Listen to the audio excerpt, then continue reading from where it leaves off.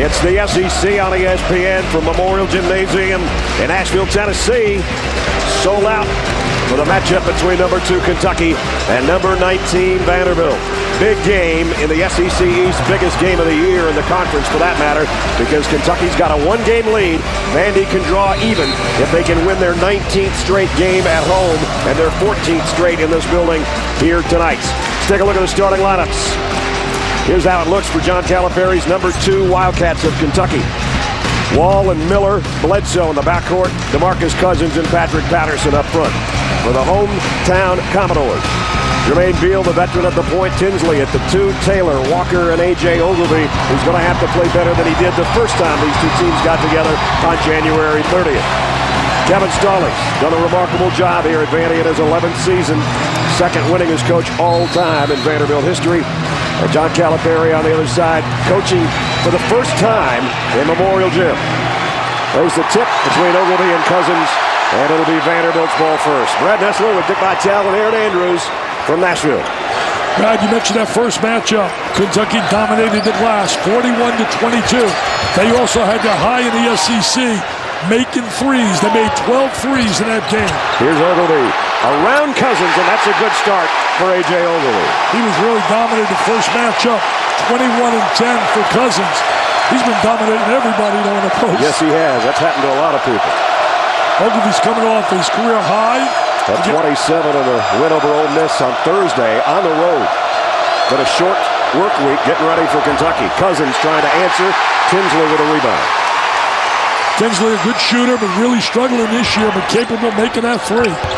Taylor trying to feed the post, and there's the first Vanderbilt turnover. Miller, Cousins down low, in and around Ogilvy. Tie game. What a big-time move. I mean, you kidding me? The agility right there and the mobility down in the low post. He's the best diaper dandy big guy in America.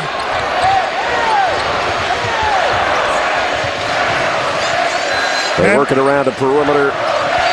And here's Taylor on the drive. Taylor's a slasher, a driver. He had a big game against Tennessee when they beat Tennessee twice. Vandy at 20-5. Kentucky at 25-1. And as you said, Brad, they're unbeaten on this floor this year. Miller misses. Tinsley had the rebound, and he got bumped by Cousins, and that's a cheap foul. Cousins couldn't get out of the way, and he picks up his first personal. And we talked to Kevin Stallings, you and Aaron and I, in the locker room before the game. He said one of the guys, either Ogilvy or Cousins, is probably going to get in foul trouble. We need it to be Cousins, not Ogilvy. He's right about that. You know, he really got in foul trouble earlier this year, a lot of immaturity, but he's developed in that post, and he has not gotten himself in foul trouble. Ogilvy takes him away from the basket, but missed the outside jumper. And Bledsoe now going 100 miles an hour all the way, and Taylor swats it out of bounds. Bledsoe really came alive in the game against Tennessee we had with the game day crew. Second half, I mean, their 3 freshmen account for 58% of their offense. See the block? We have a tough angle sitting here.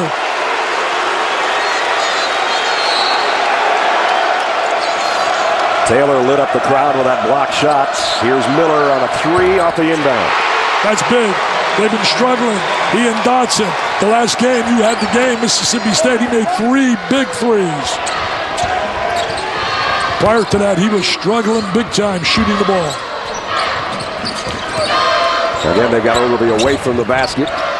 Beal, he'll try triple. Rebound by Patterson. He's their consistent player, Beal, at that point guard slot. Very capable of making the 3. Here's Orton on a turnaround jumper. Taylor will clear it for Vandy.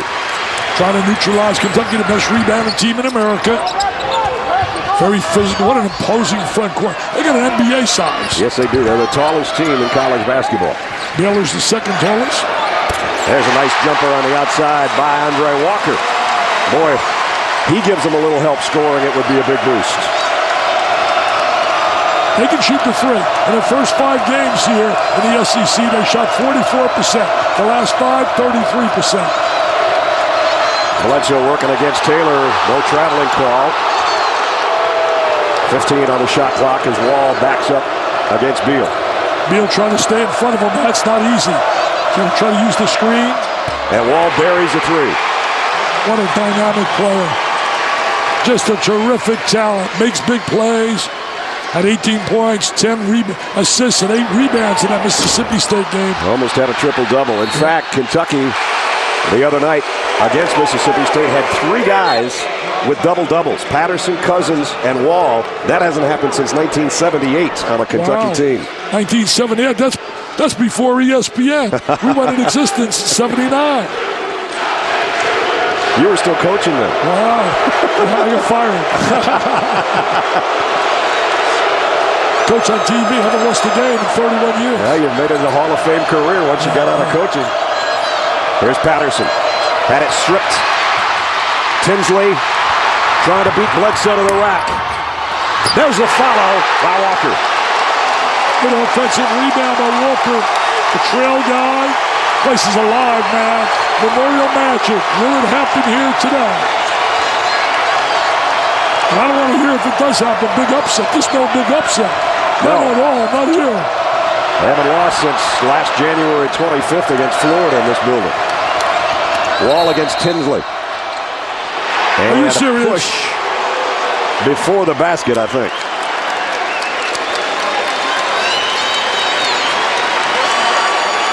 No basket. Waving it off. Foul on Tinsley. So 15:49 remaining in the first half. Kentucky with a 2-point lead. We talked about how important this game is. The biggest game of the SEC this year, and obviously in the East. And the East has dominated the West, and the West has been wacky. I don't know.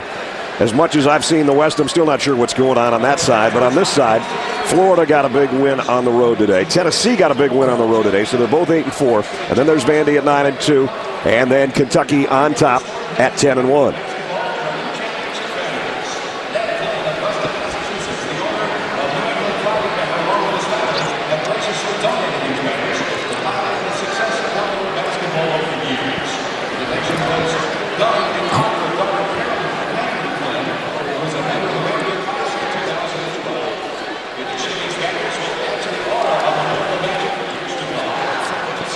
Number 2, Kentucky. Number 19, Vanderbilt. The SEC on ESPN in a vital game in the conference for this matchup between two teams that have played 175 times in the past. Kentucky 10-1, Vanderbilt at 9-2, both over the 20-win mark already. Kentucky, obviously the number 2 team in the country and has been number 1. Their only loss was to South Carolina. Welcome to Nashville, everybody. I'm Brad Nessler. Nashville's got the Grand Old Opry. I got the Grand Old Analyst with me here tonight, Dick Vitale. 175 times they played, Dick. I don't know. There's been too many times that the game has had the magnitude of this one, though. Well, you know, they played the first time. In that first matchup, it was domination on the glass by Kentucky, who leads the nation in rebounding, 41-22. They also made, Brad, surprisingly, 12 threes, the most they have made thus far in SEC competition. The situation is very simple. Cousins has to dominate inside against Ogilvie. Ogilvie's got to try to neutralize him. In the first matchup, it was all Cousins. He dominated, 21 points, 10 rebounds. I think also a key factor is, can they control the transition ability of John Wall? Well, we'll see if they can do that. And in the first time, as you said, Cousins was dominant. He's already got 1 foul here in the early going. Third member of our team is Aaron Andrews. EA? Well, Brad, Nashville also has Memorial Gym, and this is the very first time that Kentucky head coach John Calipari has ever been here. I was at shoot-around last night when he walked in, and you could just see the look on his face. Huh? What is this place? He had no idea what to make of it. So what's the key for him tonight in coaching here when he says he won't even have his kids' attention for the first half of the game? Well, it's in John Wall's hands. He said every time there's a free throw made or a dead ball, he wants his guys to look over at him for instruction. Bledsoe off the glass. And Aaron, it was funny to watch John come in here tonight to walk down all the way down to the Vanderbilt bench to shake Kevin Stallings' hand. He said, Kevin, I didn't know if I was supposed to walk all the way down here or not. Usually they meet at midcourt in a normal scenario to shake hands. So he went all the way down 94 feet to make sure he shook hands with Kevin. Hey, psychologically, it could be a real problem, especially when you got young players who look for you in terms of giving them some vocal calls. Ogilvie missed a layup after a nice move to get to the rim. Bledsoe runs into Ogilvy, and they'll regroup. Kentucky with a 4-point lead. It's amazing when you look at the trio, the three freshmen, Bledsoe, and you look at Cousins and Wall. They account for close to 58% of their offense. Cousins had it stripped by Tinsley. Second steal of the game for Brad Tinsley. Taylor on the run, up and under, and he missed inside. Got to make that layup. He's been having a good year. Bledsoe to Patterson for the easy flush. They take the missed shot, they go the other way, convert in transition. They can really get up and down the floor. You just mentioned it. If they can defend in transition, and they didn't there. He told us before the game, Kevin Stallings, he said, we're not going to gimmick it. We're not going to shorten the game. We're going to play our normal style. Trying to feed inside, and the foul on Wall from behind. We had Kentucky against Tennessee last week, and I thought Bruce Pearl had a great game plan. Tried to shorten the game up. He tried to utilize that clock, went through the zone, forced Kentucky to have to try to use time, and it was close until all of a sudden John Will and Bledsoe took over. The weird thing is people have tried to use the zone against Kentucky, but Kentucky has actually got better stats against the zone than they have against a man-to-man. A lot depends on Dodson, and certainly when you look at the shooting ability of Miller from the perimeter as well. Miller and Dodson have been kind of sharing that fifth position, not the number 5 spot, but the fifth starter in the Kentucky lineup tonight. Miller started, but Dodson's in there right now. Beal, they really need him to be the leader and have a big hand in the scoring, and so far he hasn't scored. You know, Taylor's been really tough for them. He's been averaging about 20 a game in the last 3-4 games. There's a guy that can help too, John Jenkins, the freshman sharpshooter. He's a terrific shooter. How's this for some numbers? Over 3,000 points in high school last year, 46 points a game. We were with his coach, Massey, in high school before the game, and his dad. His dad said he could shoot a little better than I can. Yeah, I think so. Cousins, nice move, didn't finish. Rebound is Vanderbilt's. Andre Walker going to push it and set up Jenkins for another one, and Patterson swats it over to the Kentucky bench. Patterson coming off a double-double. It was his first double-double since December 23rd against Long Beach State. And I think that's the best game he's played all year, Dick, that one the other night against Mississippi State. There's the great block by Patterson. You've seen him a great deal, so you would be familiar. It's hard for me to believe that's his first double-double when you think about, his ability.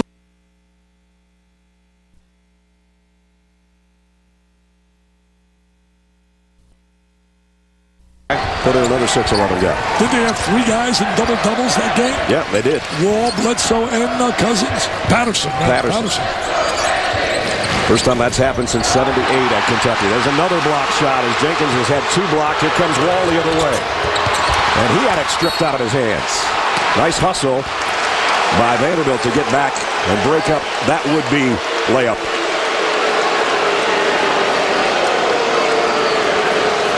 If Vanderbilt has any chance to be able to battle for that number 1 seed in the conference, they must win today.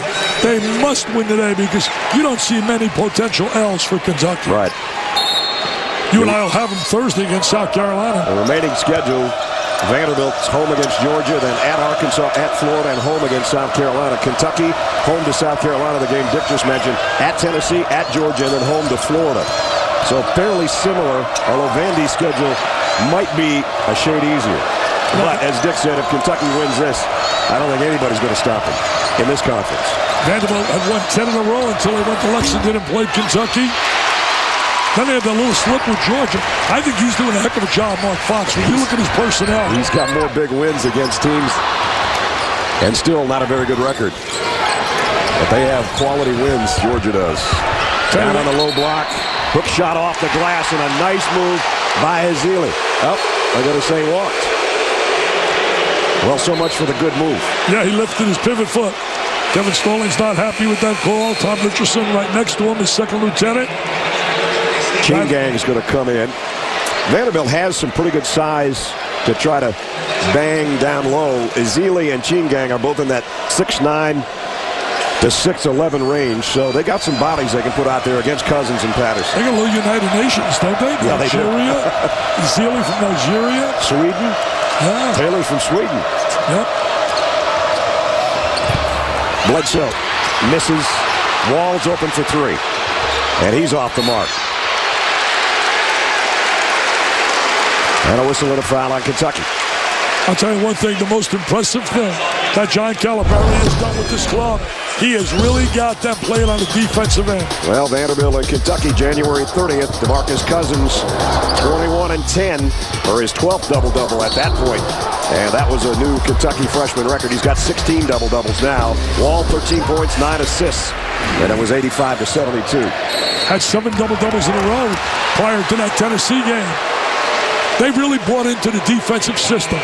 Calipari has convinced these and that's not easy to do. Right. When you bring in high school, big-time guys who are offensively minded, never had to really play that kind of defense, he has got them buying in to the defensive system.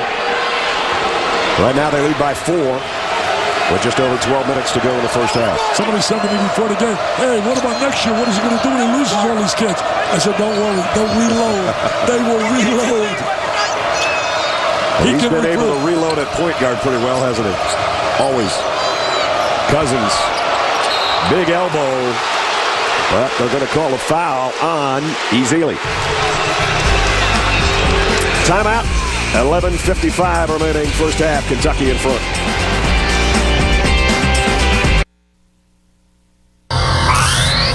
ESPN's exclusive presentation of college basketball is brought to you by Toyota. Moving forward.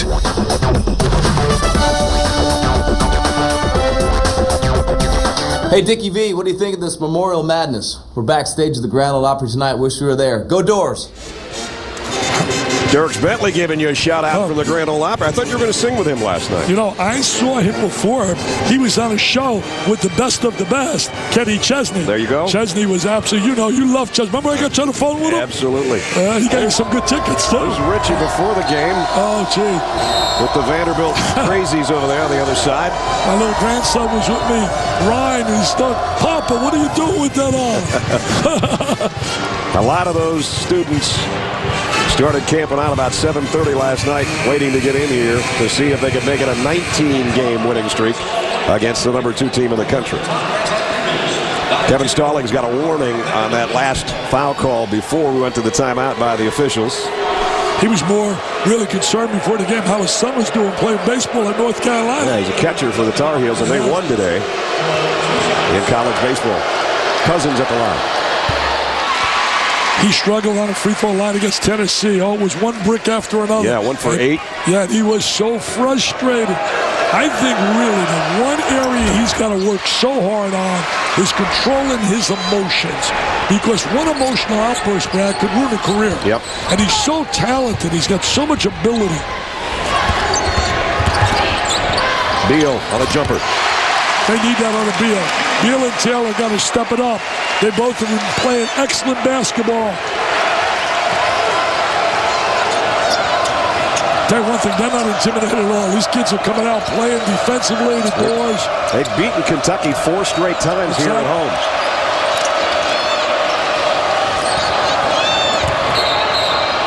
A walk on Cousins. I'm glad you mentioned that. Before the game, John Calipari in the locker room. I want no excuses. I want no alibis. I don't want to hear about the bench here, the bench there. We're here to win. We're here to win, and I don't want to hear them. And I buy that. Psychologically, you can't let your kids believe about we're on the road, we lost 4 in a row. These kids didn't lose 4 in a row. Kentucky on a 6-game winning streak. And Vanderbilt's won 3 in a row. Ogilvy has it knocked out of bounds. Let's check in with Aaron. Dick, you were talking about DeMarcus Cousins learning to control his emotions. That's one thing John Calipari stressed to him after that game at Mississippi State. We all saw the shot from your game, Brad, where he did the call me sign with all the kids that had his phone number. And John Calipari said simply, you cannot do this. This team is so young, they have to mature. I was just going to bring that up, Aaron, and you're 100% right. That was him letting his emotions get the best of him. But he did have a great game at Mississippi State in what was a fantastic game. Overtime. Kentucky hung on 81-75 on that one on Tuesday. Sad what happened at the end, but I salute the president for reprimanding and jumping right on it and trying to find those culprits who should never be allowed in the arena again, throwing objects on the court. Greg Byrne, the athletic director, took that upon himself, and he was all over it the next day, and I talked to him the next day about it, and they won't let that happen again. Tinsley comes in, and Beal's going to get a breather, but that won't last long. They need him out there running the show. Yeah, Tinsley can play some of the off-guard slot. They had a great shooter here 2 years ago. We talked to him before the game, Shane Foster. He was a terrific shooter. I can't believe he's not playing in the NBA. Playing professionally in Turkey, but right now a foot injury has him home where he can get some home cooking and some home rehab. Cousins just too strong. Brad, there aren't NBA players that can make that kind of drop step post move. What a terrific move down in the low box. Watch his footwork. Watch right there. Spin into the baseline. No one rotates over. He's agile. He is absolutely mobile, and he is not fragile.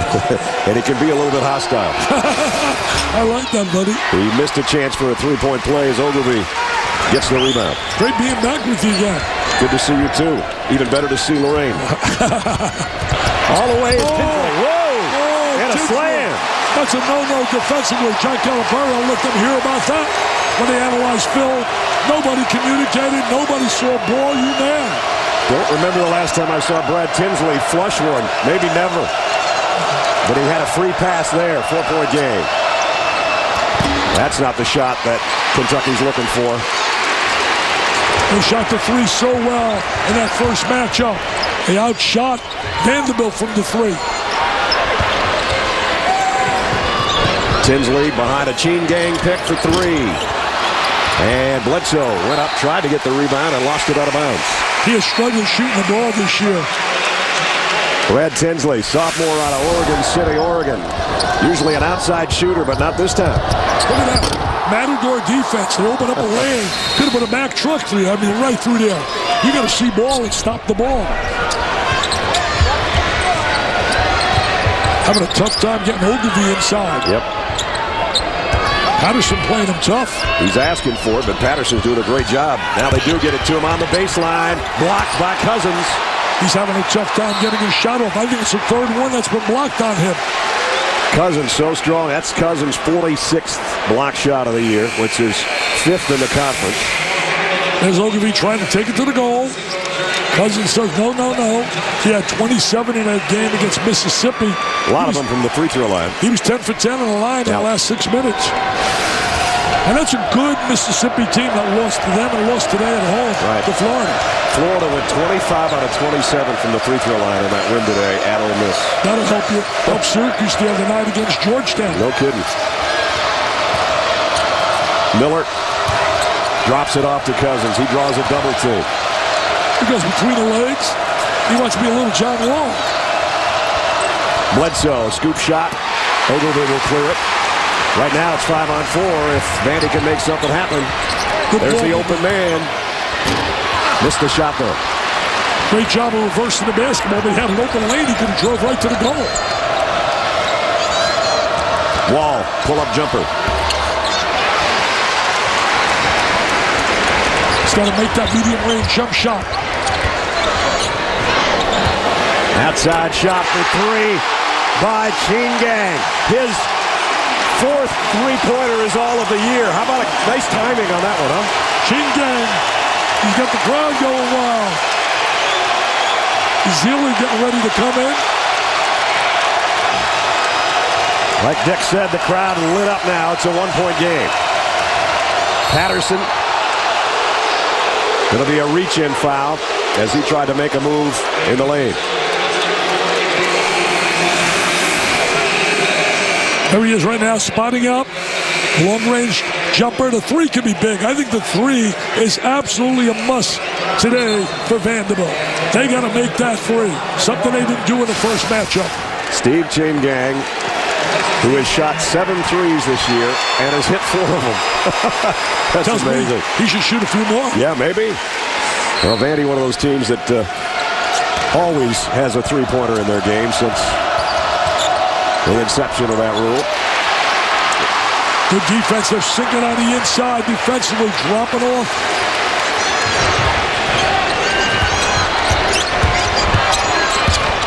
Baseline. Taylor.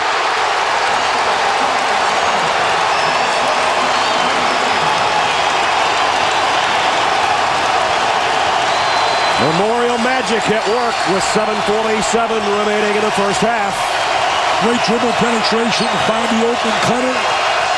They cut well without the ball. Very well coached. Wall. Foul as Wall took it to the lane. John Wall has some spurts that are unbelievable. When he goes on one of his John Wall spurts, look at it dump down. And there's the jam, baby. Memorial Magic going well here, Brad. Vandy in front at home.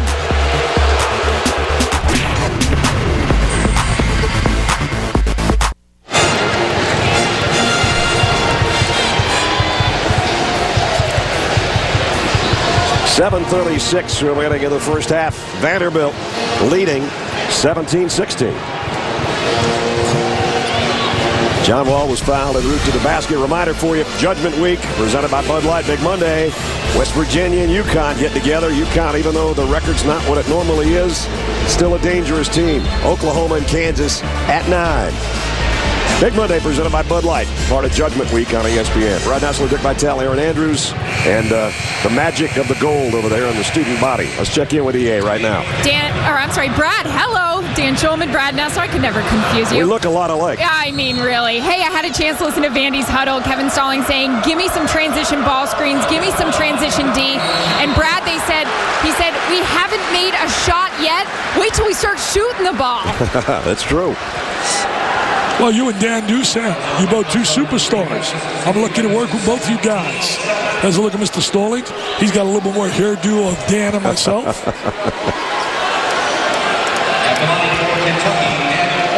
Horton at the free throw line. Doesn't get there much and isn't too successful when he gets a 52% free throw shooter, the freshman out of Oklahoma City. No, I think it's the most valuable player when you look at Vanderbilt. I think it's Beal. I think Beal is their most valuable player. He's got to be really consistent. He shoots the pull-up jumper. He can make threes. He plays tough defensively. He sets the stage for Vanderbilt. Horton missed them both. Beal, the aforementioned, will bring it up for Vanderbilt with a 1-point lead. They get good spacing offensively. Make it tough for you to get a lot of help defensively.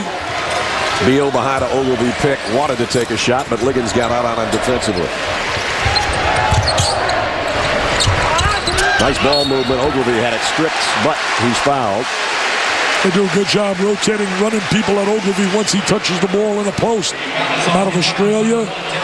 Had some good numbers his freshman year. Then his numbers have tapered off.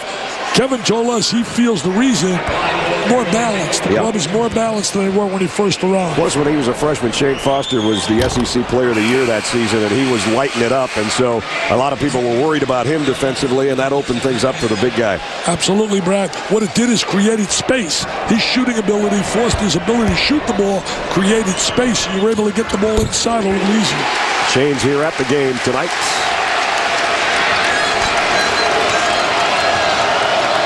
We got a good one so far. Vandy by 2. A lot of emotion here, a lot of passion. With first place on the line in the SEC East. I think a lot of pride on the line, too, after getting humiliated the first matchup. Yep. Had a real cheerleader there for him, too, consecutive by the name of LeBron James. I bet he didn't pay for his ticket either. I don't think he did. He had a pretty good seat, too. Yeah, great seat. Traveling. Vandy did a good enough job to make Kentucky work the shot clock down, and then they walked.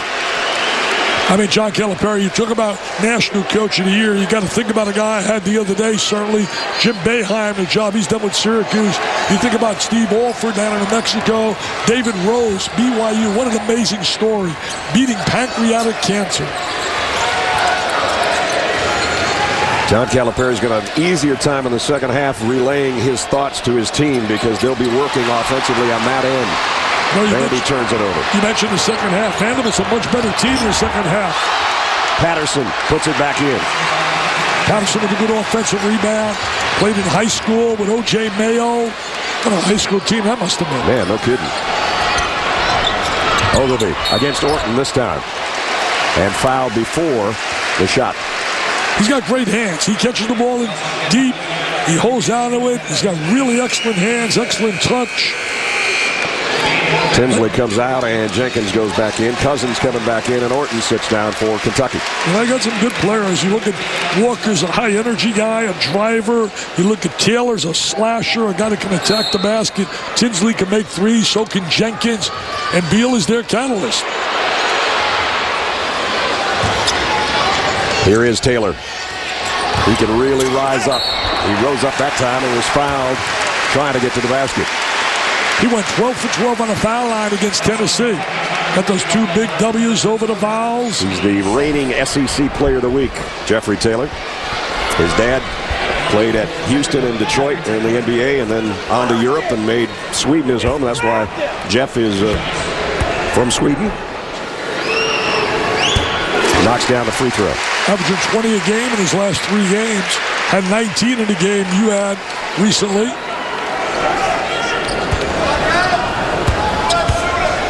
26 was his career high. That came against Tennessee. Drops in both free throws. 4 for him.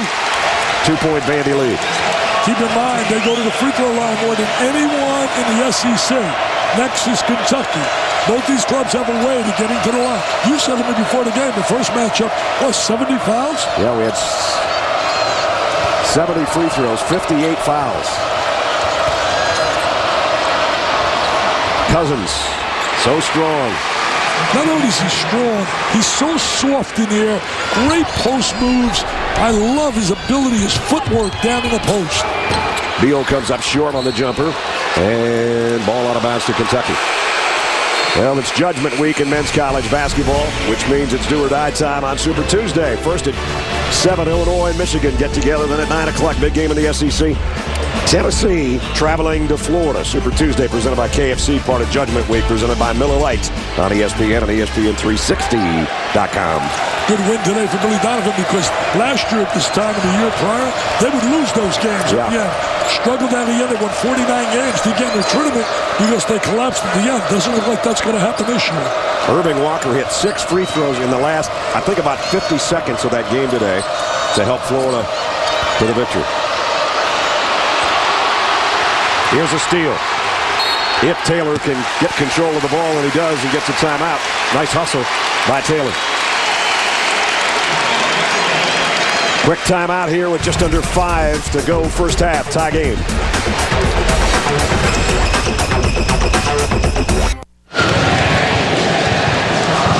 Just under 5 minutes remaining in the first half. 2020. Brad Nessler, Dick Vitale, Aaron Andrews. All right, we're only 3 weeks away from Selection Sunday. Who are you going to get to your Final Four? Well, you know, it's kind of early, Brad, but if I had to pick right now today, I love Syracuse. I love that 2-3 zone. I like their athleticism. I love Purdue. I like the way they defend, and I think they'll be motivated with the fact that the tournament is in Indianapolis. And then I like the 2 big heavyweights, K and K. Kentucky, Kansas. I like them both. I really do. I think those 4, and right behind them, you look at Villanova and Duke. That's the VBDI index, right? Yeah, I went to the Vitale Blood Dome Index because I just had to quickly remind myself. I figured I'd tell you. I don't know the RPI. My Blood Dome Index has been pretty good to me over the years. Yes, it has. Under 4.5 minutes. Low-scoring first half here at Memorial Gym. And the reason both clubs getting after it defensively. I mean, you're not getting a lot of open shots. They're right up in your face defensively. Kentucky's the highest scoring team in the conference. Vanderbilt's the number 3 team in the conference in scoring, and they're not going to get anywhere near their average numbers. Bledsoe hits the deck, and he'll hit the free throw line. Vandy's numbers have dropped a little bit from earlier this year. They were scoring in the mid-80s game and then dropped down into the low 70s. I think Kevin's going to have to get Ogilvie out of there right now. He's got 2 fouls, and with 4:11 to go in the half, he can't afford to have his big guy pick up a 3rd. He told us before the game, he mentioned it earlier about the fact, he said, hey, we got to get somebody in foul trouble. One of them is going to get in foul trouble. It better be not our guy, but it looks like it is his guy. It is his guy. And Cousins only has 1. He's really matured in that area, Cousins. How he stayed down. He was getting a lot of silly fouls earlier. One NBA scouting service rates him number 3, number 1 Wall, number 11 Patterson, and number 20 Bledsoe. Wow. Our own Chad Ford with ESPN, who does a good job reading him. That's a lot of talent on one floor together. 4 in the top 20, I think you're pretty good. And then you put a coach that understands how to get people to play hard. See, that's another common denominator with John Calipari's kids. Always play hard. Nice jumper on the baseline by Taylor. I said to Kevin Stallings before the game, is Taylor just starting to realize how good he can be? And he said, I think so. He's got 6. And we're tied at 22. That was a good point you made, man, because this kid, when you watch him on a tube, he's got a lot of ability. Some kids don't believe they're that good. Here's a chance for Vandy to lead again.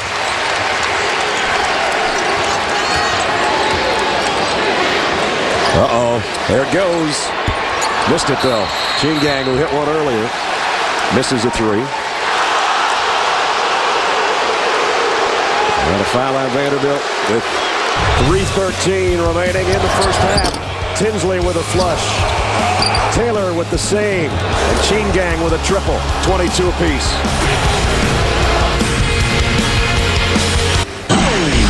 Ryan Burr in studio. Coming up on the UPS Halftime Report, I'll be joined by Jay Williams and Doug Gottlieb. Purdue is the hottest team in the Big Ten, but could Illinois hold their halftime lead and shock the Boilers at home?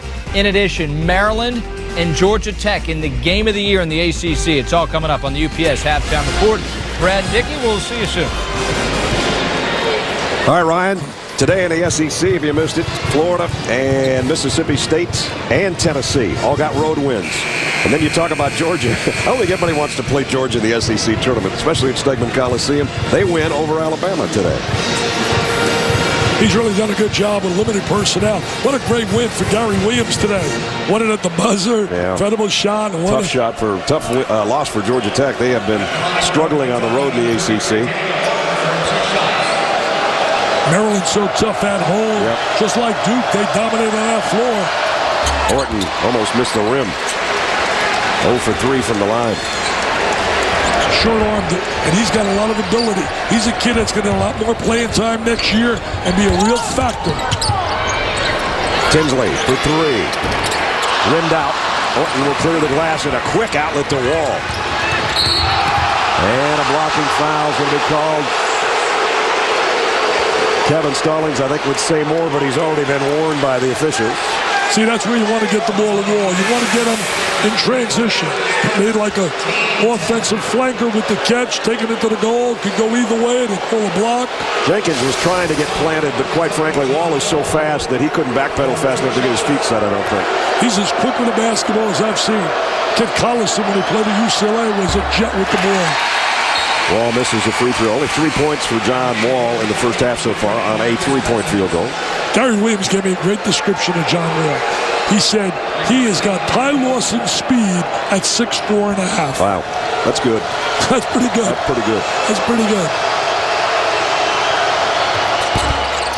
Tell you what, a guy that played that position before him and now plays for the Boston Celtics was not very slow either. Rajon Rondo was not very slow with the basketball either. I'll tell you one thing, he has really become an outstanding player. Rondo was always a suspect shooter. Tinsley. If that went in, you give him 5. Yeah, that's right. Here's the outlet, Wall back. Forget about wide receiver with a slam. Are you kidding me? Athleticism? You want to define athleticism? Explosiveness?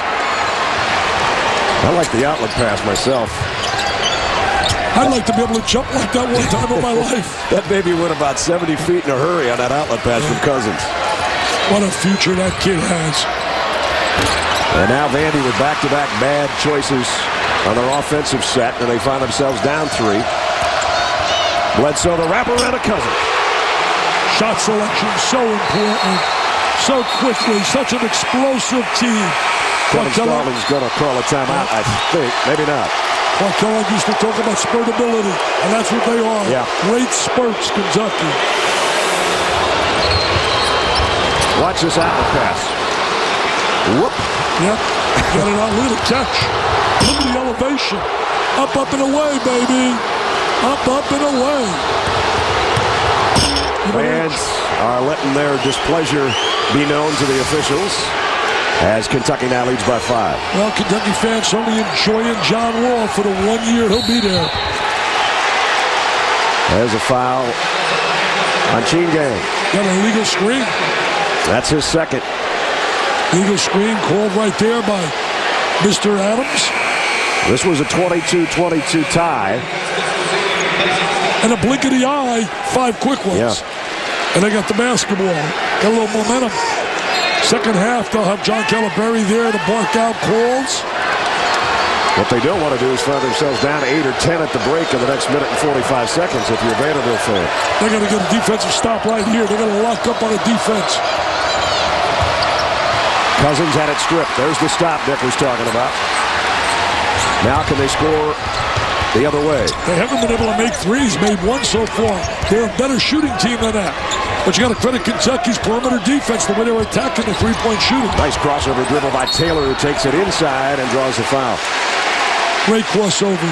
Good front change. A little ankle breaker right there. Let's see if John Calipari chooses to take John Wall out right here with a minute 24 left. He's got 2 fouls. Tell you one thing, they're going after some talented kids right now. They're on a hunt for a kid. Remember this name, Brandon Knight from out in Florida.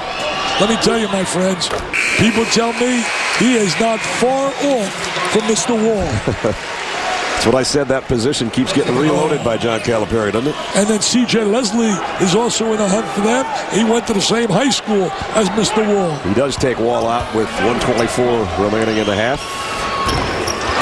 Taylor finally missed a free throw, but did cut the lead down to 4. I like John telling me before the game, if we can't recruit at Kentucky, he said, I should get fired. He said, if we can't recruit great players with all our fans, the interest, the great facilities.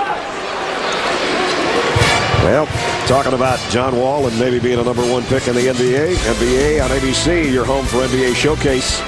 2 o'clock, premier teams in the East battle.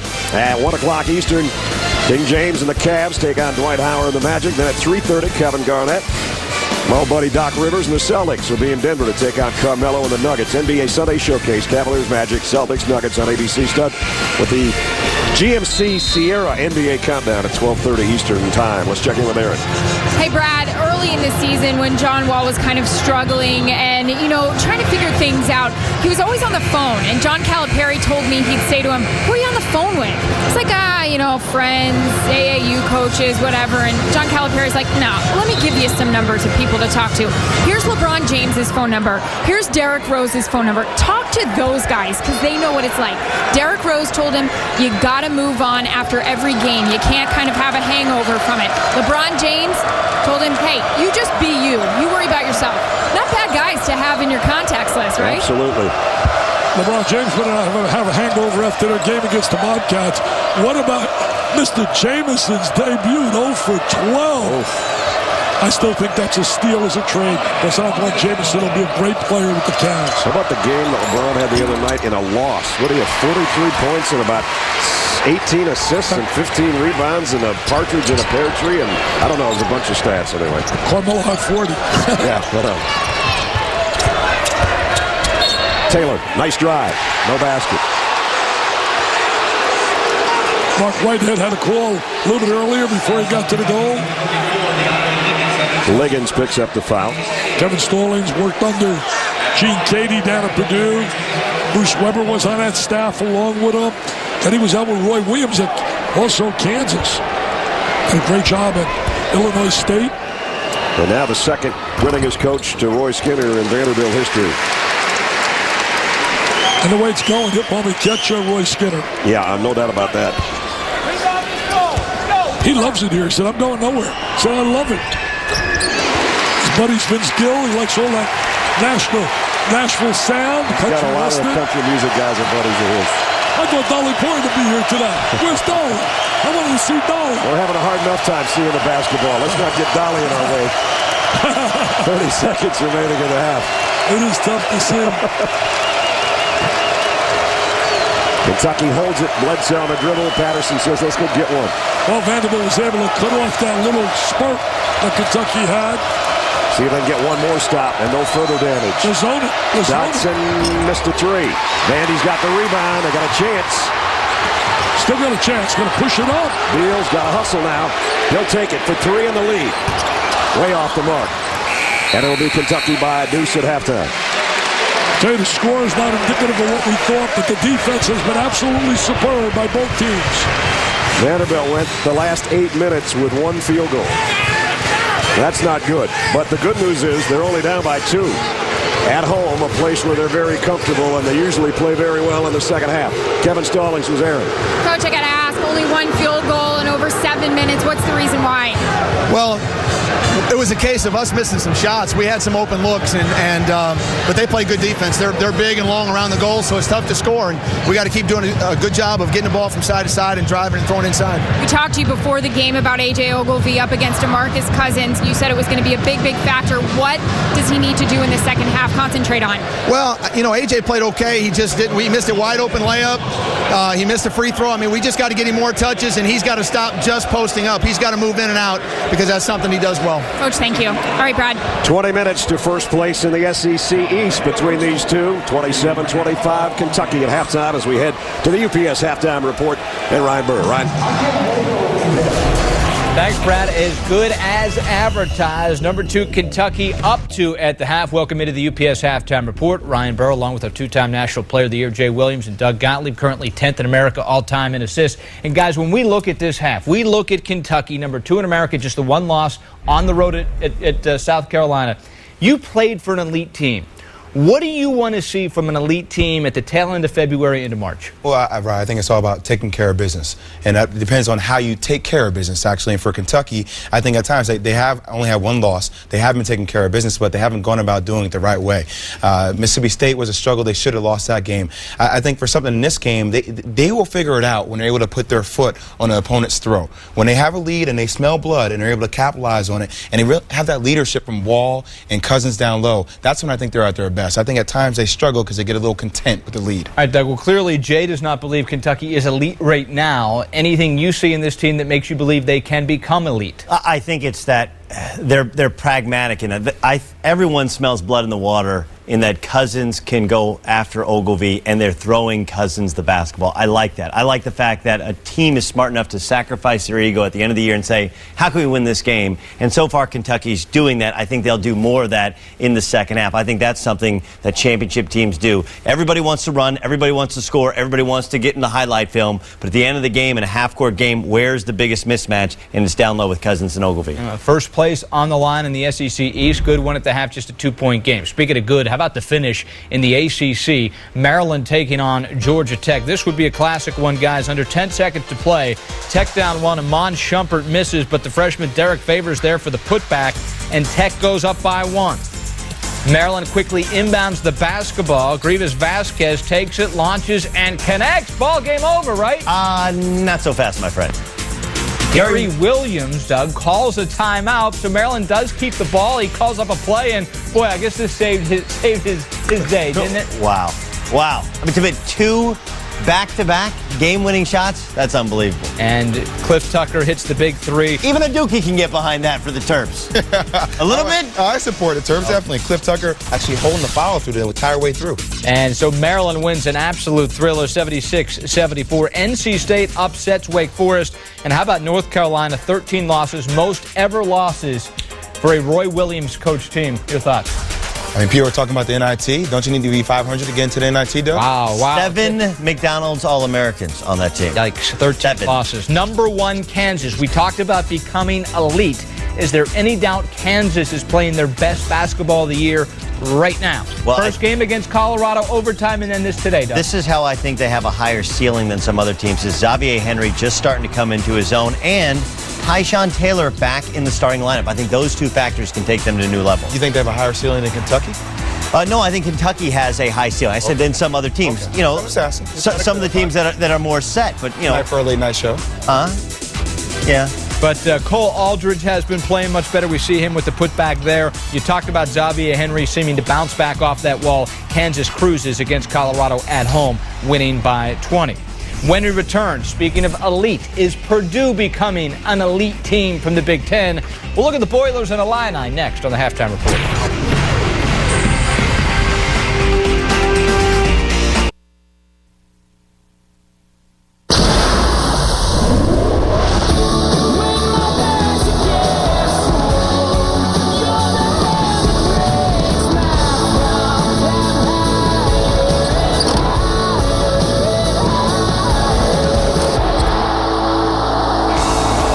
SEC on ESPN at Memorial Gymnasium in Nashville. Vanderbilt trailing at home.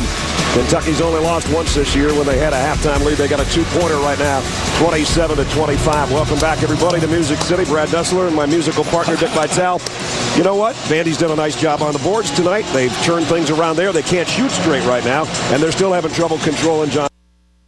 Well, you know, it's really interesting. As you said, they're only down 2. They shoot 29%. They're 1 for 10 shooting the 3. Their 2 stars, Beal and Ogilvie, have really been Brick City, and yet they're only down 2. And they're a better second-half team than they are a first-half team. So that's a good sign for them. John Wall had a tough time shooting. He made that jumper. He was 1 for 8. There he is with a catch. Great pass. Done. Terrific pass right there by Cousins. DeMarcus Cousins, 10 points in the first half. Only had 2 rebounds at halftime, and he's been in double figures in rebounds virtually all year, and is number 2 in the conference in that category. But he was the leading scorer in the ballgame in the first half. Had 9 consecutive double-figure rebound totals. John Wall's actually 2 for 8, not 1 for 8. So Kentucky will have John Calipari on their end offensively to coach him in the configuration here at Memorial Gym.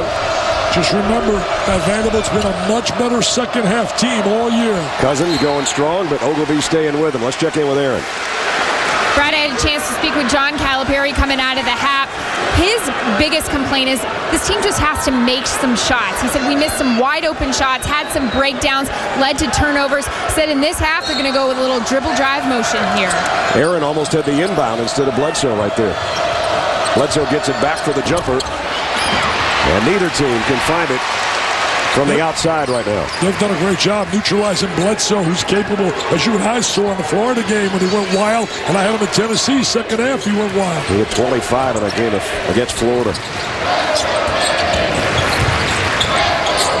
Taylor gets it. The extra pass to Tinsley, and that one goes up and over. I'll tell you one thing, it's been Brick City, USA. It's beautiful outside. The sun is shining. It's about 60 degrees, but right now it's about minus 10 the way they're shooting the rock.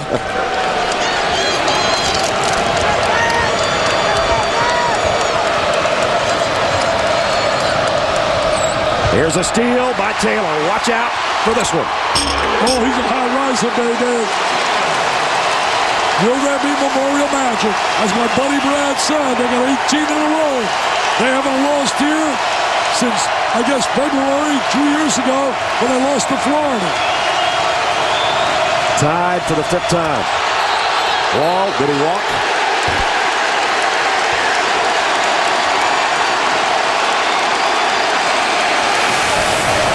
You'll see the steal right here. Well, we got a technical. They're going to separate everybody, but we got a technical foul coming up, I'm pretty sure. Got to keep your poise. You got to play basketball. We're going to listen to Pat. He's going to come over the scores table. We'll get it all straightened out for you in a second. Well, as you said, Brad, we can't really see, but we're sitting and miss a lot of reaction. Going to have a double technical. You don't shoot him. Bledsoe obviously got called for 1. I don't know who the other was called on. Bledsoe and Taylor, I think.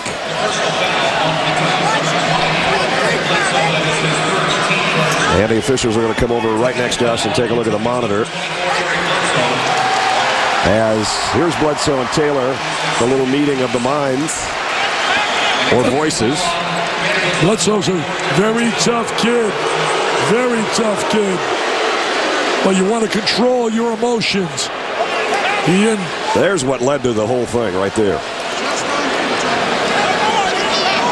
And that's what the officials are looking at right now. See, and the one thing about the technical that counts here as a personal foul. Right.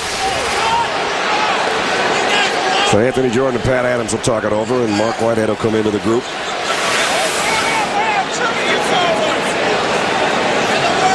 Taylor saying, well, he shoved me and threw an elbow into my chest. That's a no-no.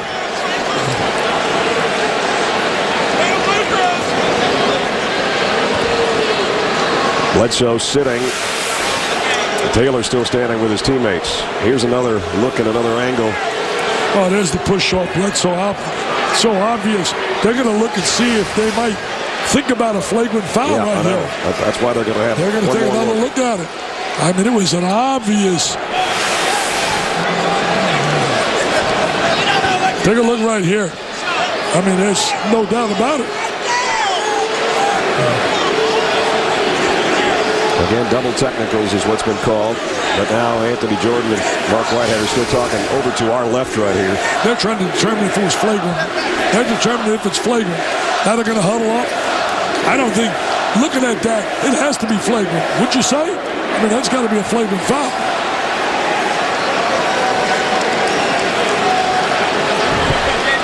We're going to get it straight from the refs.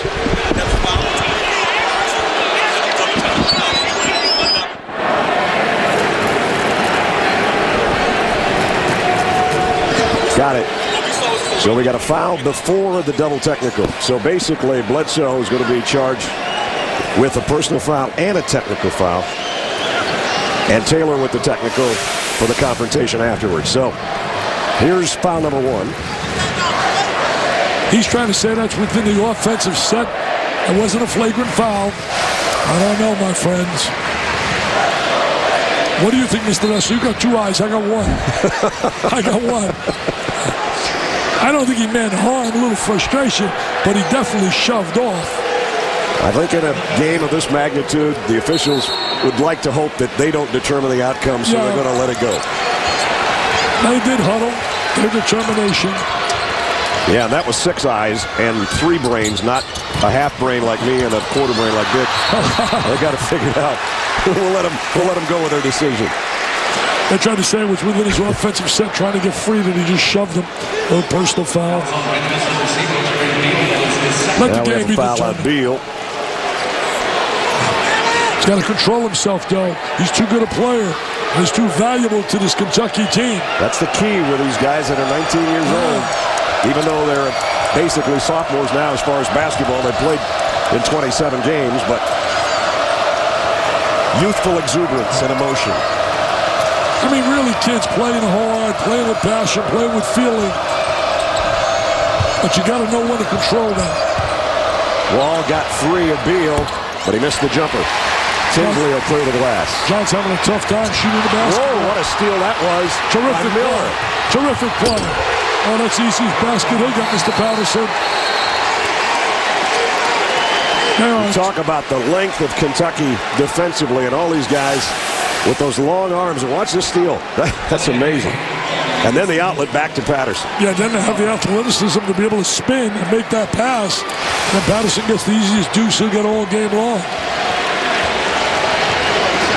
Let's see if Jermaine Beal can become part of the Vanderbilt scoring machine. They need somebody to get a hot hand. And he's so important to them. He's averaged 19 a game in the last 7 games, and he's really been quiet. Ogilvie tipped that one in. Ogilvie's got to get going as well. I think the fact that they're tied and getting really nothing offensively from Ogilvie or Beal is a positive for Vanderbilt. Kentucky, by the way, has no scoring from its bench, and they just turned it over. I thought they fouled Cousins right there in the post. No ball. Pull up, Mr. 3. Here comes Wall the other way. See, sometimes when you're a big dominant player like Cousins, you don't get a break. Liggins on the baseline. Got it. Tell you what, he's starting to give him some positive minutes. He's had some games, and he's had to, Brad, earn his playing time. I remember earlier this year talking to John Calipari. He was nowhere near to be found in terms of playing time. And we just got in the scorebook with a foul, too, on the other end. You convinced me. Now I'm happy they didn't call a flagrant foul. You know, put the kid maybe out of the game and all. That's no reason for that, really. Thank you, Mr. Nessler. Thanks. You know, really. Appreciate any help I can give you, Dick. So Beal, let's see if he can contribute from the free throw line. He normally does. He's a number 10 free throw shooter in the SEC. They're a good free throw shooting team. Yeah, they are. That could be a difference coming down the stretch. They're number 2 in the conference, in fact, at about 71% as a team. Florida, we mentioned, had been struggling in that area from the charity stripe, and today they won a ball game because they hit their free throws. Look at some of their wins, Vandy's. That wins over twice. Tennessee, to beat Mississippi, Arizona, St. Mary's, Florida, Missouri. Missouri just had a good win over Texas. If you're just joining us, this is a battle for the top spot in the SEC. If Vandy wins, they'd be 10-2, and so would Kentucky. Vandy's done a great job keeping John O'Wall away from getting into transition where he could utilize that incredible speed. They switch off on it here. The crossover dribble, and he works it around the perimeter. Miller. Who's going to win the loose ball rebound? Beal. 3-on-2. Pull up for Jermaine. Still can't find it. Oh, is he struggling? And he's been on fire for them. He's been a guy that's been their real consistent performer. Doesn't have a three-pointer today and had 57 coming in. And a whistle and an offensive foul again on Kentucky. Their strength as a team is shooting the three, basically, and they're really struggling shooting it against Kentucky. Top two three-point shooting teams in this one. Kentucky #1 and Vanderbilt just a tenth of a point behind percentage-wise is what I'm talking about. Not necessarily in raw numbers. Taylor going baseline, score. I tell you what, he's a star ability. He has star ability. He's got things you can't teach. Vandy's first lead of the second half.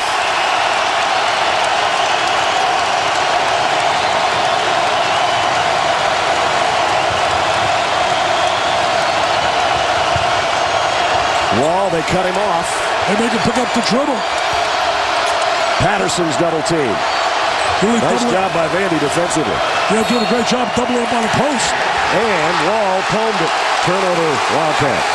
He turns it over about 4 times a game. Carried it.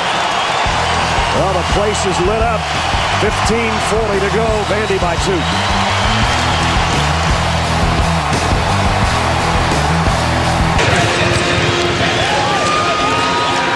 They're loving it at Memorial Gymnasium right now. Vandy with its first lead of the second half by 2. They were down by 2 at intermission. And then that altercation between Eric Bledsoe and Taylor led to a technical foul, double technical, and a personal foul. Then Vandy came back. Taylor scores on that end. Ogilvy got a tip in. And all of a sudden, 33-31. Tell you one thing. First matchup, Kentucky absolutely dominated the glass, 41-22. Not this afternoon. These kids have come out and have battled and scrapped, and they're fighting Kentucky on the glass and have the edge on them. Aaron Bledsoe's back in for the first time. He made him sit there for a while, John Calipari. He made him sit there and think about it. Came very close. I mean, if it's a flagrant, gets ejected, he could absolutely hurt the club big time. Dick, when Bledsoe was on the bench, nobody talked to him. Everybody stayed away from him. And then a couple moments later, DeMarcus Cousins came over, and John Calipari was so loud I could hear it at the end of this gym. Guys, I also have to tell you, it'll be interesting to see what this timeout does for Kentucky. John Calipari is all about calming them down and saying, what do I have to do to help my team? It'll be a foul on Liggins. Ogilvy will be going to the free throw line. He was doing a little coaching. They're taking Bledsoe out, sitting him down, making him think about it. Well, Bledsoe came back in, and in my opinion, an ill-advised drive, so he didn't help him out on the first offensive series he was in there. This kid is key. He can make free throws. I made 10 in a row in the last 6 minutes in that win over Mississippi, and that wasn't an easy win. Oh, gee, it jinxed him. Ogilvy is only 1 of 3 from the line tonight. That last foul's on Cousins, by the way, not on Liggins. Both of them hit the deck when Ogilvy was going to the basket.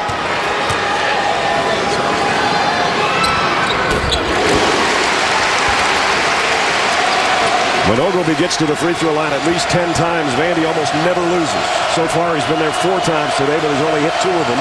But Vandy's got its biggest lead of the ballgame. They're undefeated also when they shoot 50% or more. They're not going to shoot 50% today, though. They'd have to hit every shot from here on out. I think they hit 50%. Cousins trying to use that big shoulder. Used too much of the big shoulder. Well, out of bounds to Vandy. Talk about Cousins.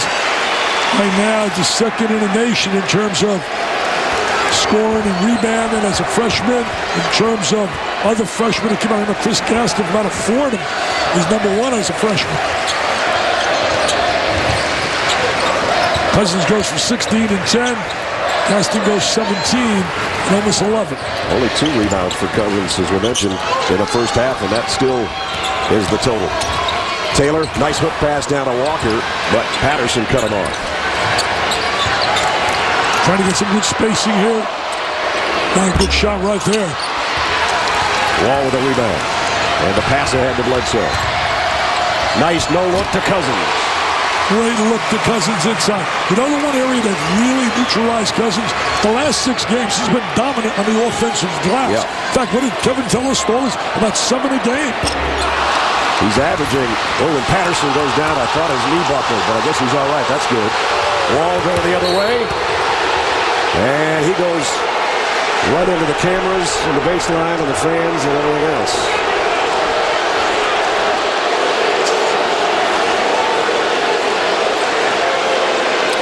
Now let's sort all this out. Or try to. They're trying to sort it out now. The officials will huddling up.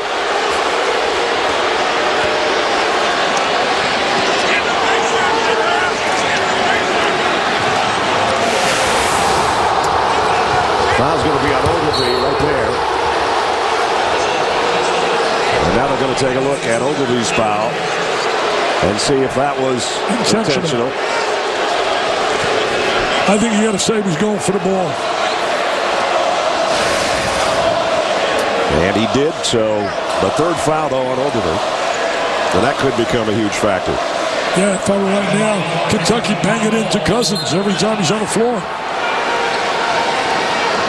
So Wall, who's the 7th best free throw shooter in the SEC, but today 1 out of 2 will step up. He's only got 6 points so far, but he's the kind of guy that can score about 10 in a row for you if he gets hot. So I think Vanderbilt's going to win this game. I think Beal's got to really give him some spurt. He's got to give him some point production. 1 field goal for Beal today. That's just amazing. Ogilvie will get a breather here with 3 fouls, and Ezeli will come in, so will Chingang, and Walker will go out.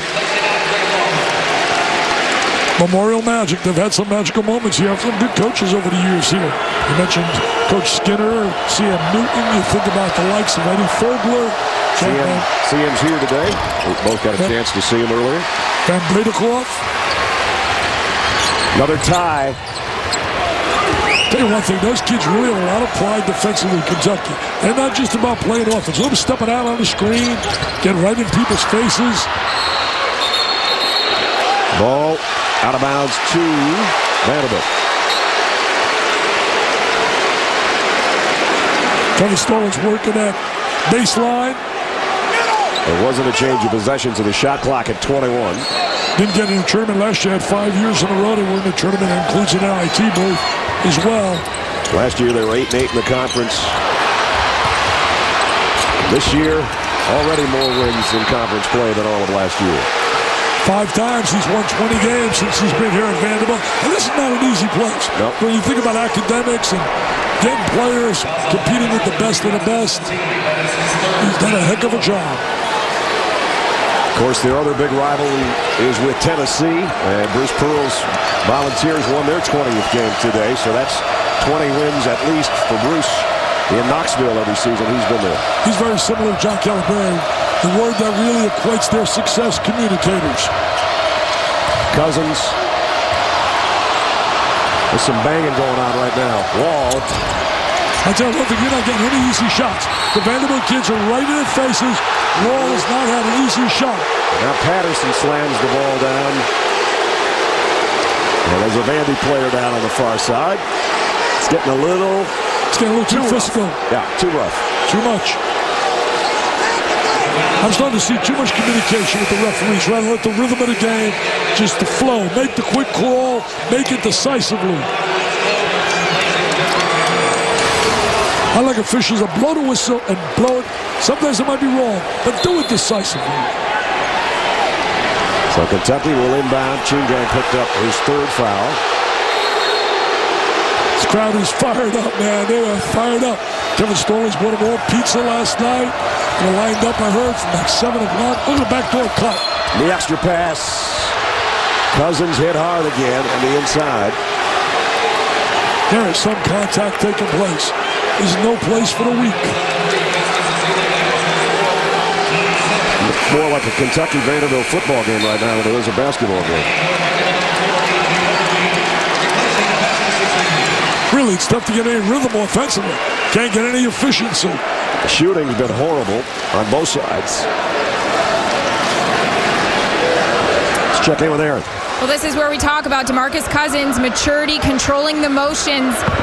John Wall just tried to gather everybody together because he was getting a little upset. He was talking to the referee a little too much. He was lucky that John Calipari kind of intercepted and just said to him, got his attention and said, listen to me, listen to me.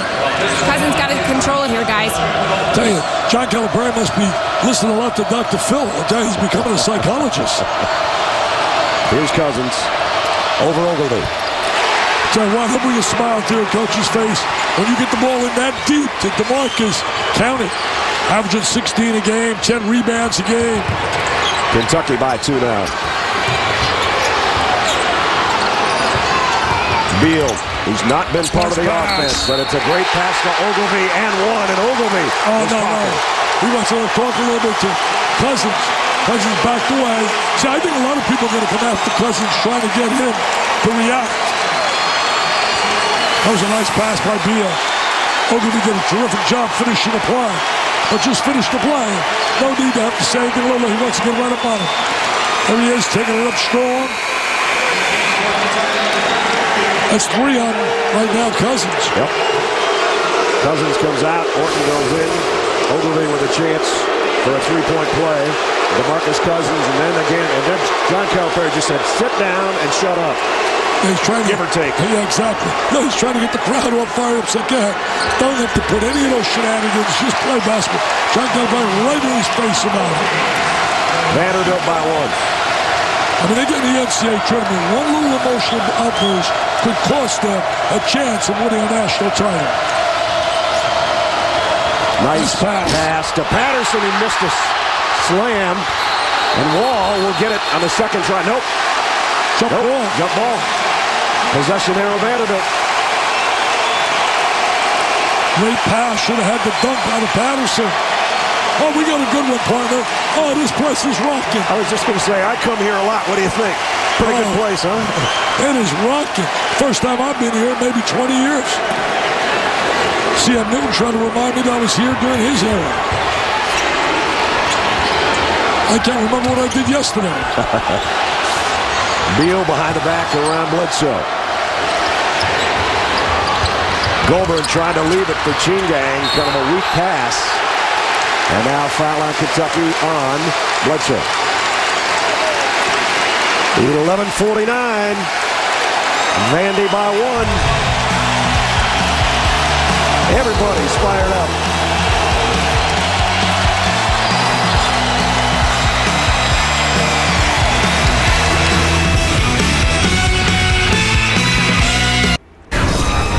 Brian Burr in Studio Sports Center in-game update. Very close game now. Number 7, Kansas State on the road. Norman, Oklahoma.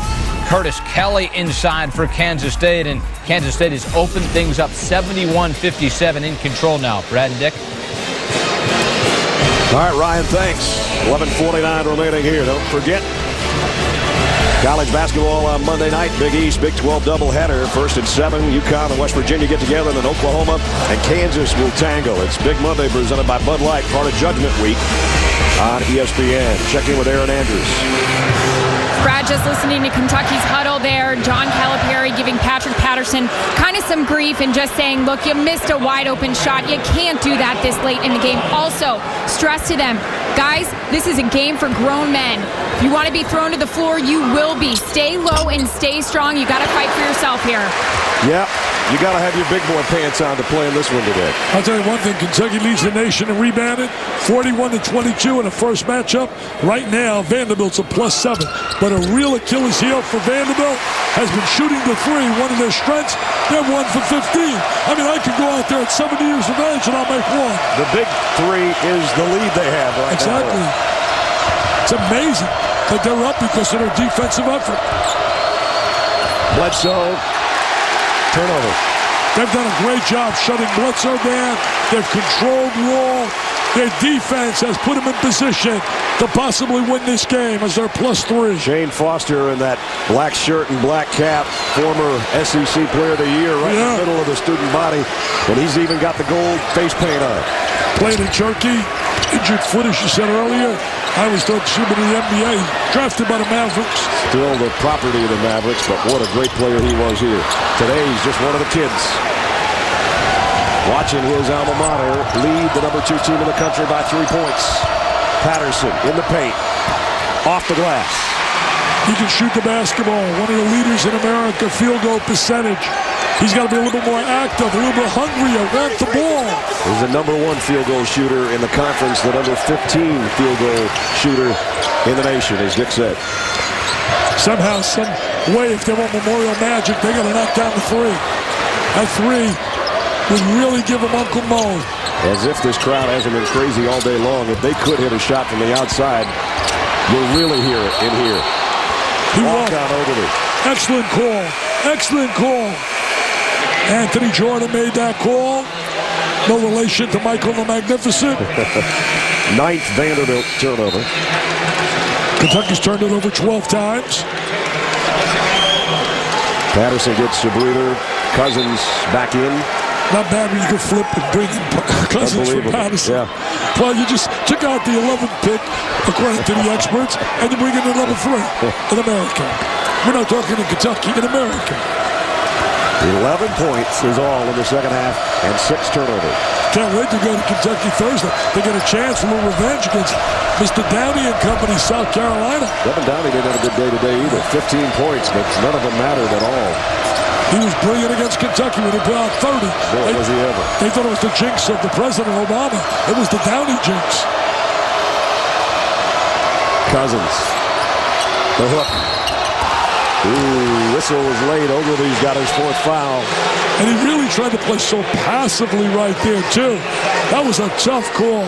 With all the contact taking place in this game, Kentucky got himself a little break right there. He's got to get him out of the lineup. Yeah, let's look at this one again. I mean, take a look right there. I don't know. Oh, to call that after all the contact. Oh, you got to be kidding. Wow. That was an incredible call.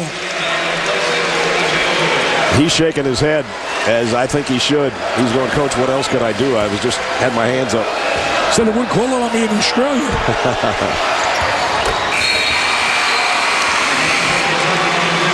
He looked pretty good on the foul line there. Look a lot different than he looked in Tennessee.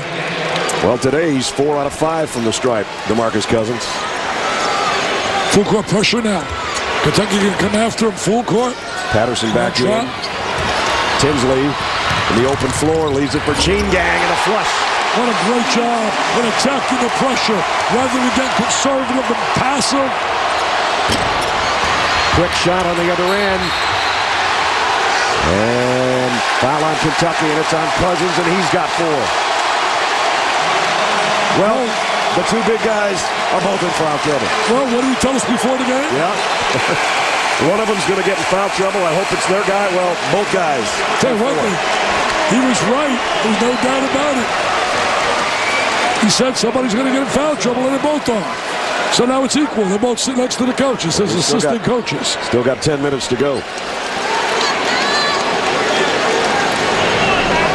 Personally, I think Vanderbilt gets the better deal with Cousins out of the lineup. I agree with you. That's how dominant he is. Steve Gang is not a great free throw shooter either, but we'll let him try one here. Look pretty good. Yeah, that's good. All these kids want it badly. They want it badly here. They were here all day, man. Just couldn't wait. Trying to get that 19th in a row. Got 1 of 2. 6 points and 7 rebounds for Gang off the bench. That's pretty helpful, especially when your starter's in foul trouble. Biggest win streak in America is the Rock Chalk Jayhawkers with 56, followed by Siena, 34, Old Dominion with 22. Oh, nice pass inside. Wall just lobbed it up, but no basket. Going to have a blocking foul before the shot on Andre Walker. People, the significance of the game, as my buddy said earlier, in the SEC and the East, there's one game that separates Vanderbilt from Kentucky. They lose this game, 2 behind, and Kentucky will, I think, coast to be the number 1 seed. Lose this game, and it gets really, really interesting. Does it ever? With the SEC tournament less than 3 weeks away in this very city at the CME Center. So they play hockey, right? Yep. Well, looks like we're playing hockey out here today. There's the conference standings that we've been talking about.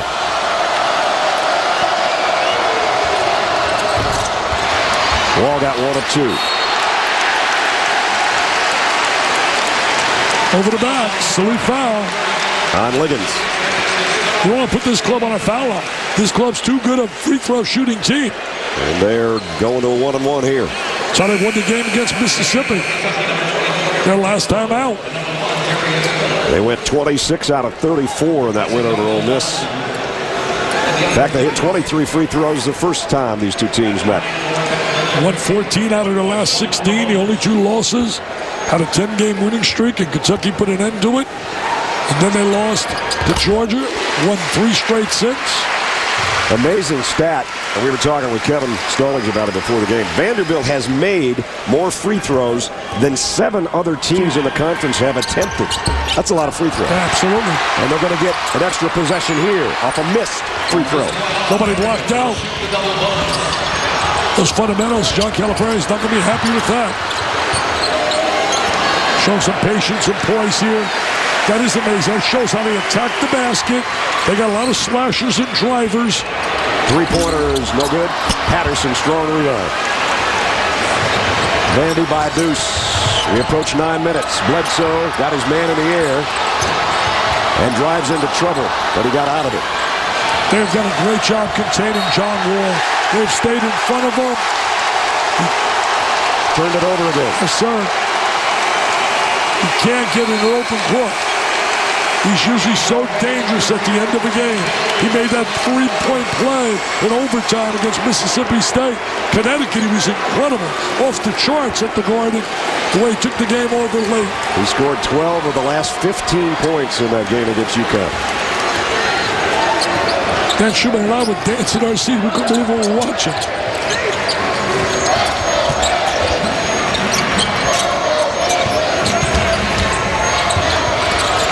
Taylor got it down low and inside. Chingang's fouled by either Orton or Patterson. Chingang doing a heck of a job being active on the inside.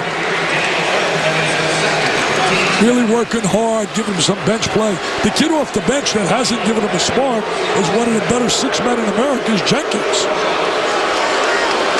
Jenkins only 1 field goal today. Jermaine Beal only 1 field goal today. This guy's been really good off the bench for Vandy. You said really struggles on a free throw line. Missed his last 2 now. 58% free throw shooter is Steve Chingang out of Cameroon. 6'9" sophomore. Cousins on the bench with 4 fouls. Ogilvy for Vanderbilt on the bench with 4 fouls. If you can play, they're going to find you. They're going to from Nigeria, Australia, Cameroon, Sweden. Vandy by 3 again. Talking about kids playing their hearts out. Both these clubs may not be smooth, but they're playing their hearts out. 3-pointer to tie the game. Patterson, offensive glass, and a hook shot. What a big-time rebound. I mean, are you kidding me? It's hard to believe with his ability as he had more double-doubles. That was a major league big-time rebound. He went laterally to get that rock. Cousins is a #1 offensive rebounder in the SEC. Patterson's #2, and that was one of his biggest ones of the day right there. And that's why they lead the nation in rebound. And today, Vanderbilt's got the edge, playing very aggressively. Walker on a runner. Tipped. Oh, you got to wave it off. They're going to wave it off. You got to wave it off. Interference on Taylor.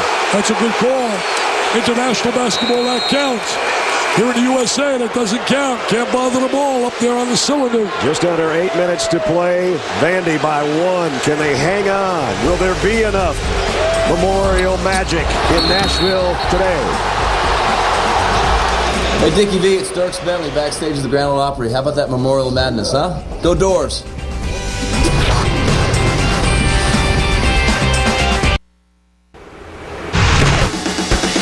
Ryan Burr in studio. Just a reminder, game day is next from Seattle, Washington. Michael Roll and UCLA taking on the Huskies. How many teams can the Pac-10 get to the NCAA tournament? Undoubtedly one of the topics they will discuss on game day, which is next following our game, which could be epic, guys. All right, Ryan, we've got about 8 minutes remaining in this one yet. Vanderbilt with a 1-point lead on Kentucky. John Wall's been held in check today, Dick. Yeah, he really's been held in check. Hey, all the guys at game day getting ready. Washington's been one of the real disappointments this year. I thought with Pondexter and Isaiah Thomas, they were going to have a great year. In fact, you look at the Pac-10, I think it can be labeled with one word this year: mediocrity at best. And UCLA will get back, though. Ben Holland will get them back and recruiting and get them on top.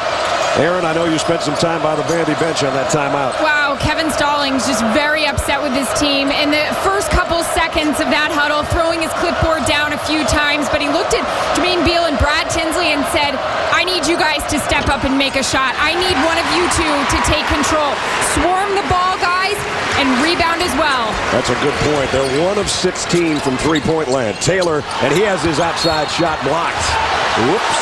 King Gang goes down. As he's going to pick up the foul. Kentucky does a great job reacting to the ball. They help, they recover, they're very active, they have pride in playing defense, and that's why you win that way they do. Zealy's going to come back in. Dick, the problem for Vanderbilt, they got Ogilvy with 4 fouls. Gang's played a lot of minutes today to try to spell him, and now he's got 4. And he's heading to the bench. He's going to try probably get to like the 4-minute mark to bring Ogilvy in. Free throw line can be big here coming down the stretch of this game. Bledsoe, 70% free throw shooter, 2 for 2 today. Tell you what, if you'd have shown me that Beal struggles the way he does, they shoot 1 for 16 from the 3, that they would be right now a chance to beat Kentucky, I'd say no way. Bledsoe got them both. 6 points for Bledsoe, and Kentucky edges back in front by 1. Every possession now starting to get a little bigger and bigger. The one thing you better negate is Kentucky going to wear his patented spurts. Yeah. Miller picks up the foul. That's his 3rd. 7:13 remaining. Don't forget, game day follows us. The guys are out on the West Coast. But right now, Memorial Gym in Nashville, we got a battle for the top spot in the SEC. Kentucky's 10-1, Vandy's 9-2, and they can be deadlocked if Vanderbilt can hold on at home, where they've won 13 straight this year, 18 straight dating back to last season. Free throw line could be a disaster. You don't make them down the stretch here. I think you looked at Tennessee at 8-4. They had that tough break when they had to dismiss Tyler Smith to let his team down, himself down. And yet they've won 20 games. Florida with a big win on the road today as well. Taylor got 1 of 2. Taylor's got 15 points to lead Vanderbilt. Patterson's got another double-double. It's 2 in a row. Prior to the one at Mississippi State, the last one he had was against Long Beach State on December 23rd. Today only 10 points, but 10 big boards. I'll get him the ball. He's trying to go after an offensive rebound, but Ezeli was in his path. Hey, Patterson had a great post position. They missed him down in the box that time. Had a good single reverse spin move in a lane. Nice, quick, crisp pass underneath, and tipped in by Ezeli. What a great tip. Ezeli with a great tip right there. Touch, fingertips. Oh, my friends, will they win their 19th in a row at home? Will they beat the number 2 team in America? They're up by 2. Patterson asking for it. He wants the ball, man. He wants the ball. Bledsoe misses the 3. Little inside-outside action. And now Taylor. Fouled by Stevenson. Did a great job finding Taylor, slashing to the goal. He's a slasher. He might be the most athletic guy Vanderbilt's had playing basketball here in a long time. Watch the height. And that was after getting fouled. And he tried to protect the basketball, seal the defense off. I really like him. Knocks down the free throw. Cousins is coming back in, so John Calipari's not waiting for the 4-minute mark to bring his big back in to a nice chorus of boos. I think it's a good move. You're down 3. You could wait a little bit. You're at +3 right now. So you got to play the score and make your decision. Vanderbilt has its biggest lead of the night. And their fans are appreciating it. So I'd go to Cousins right now in that box. A little rest.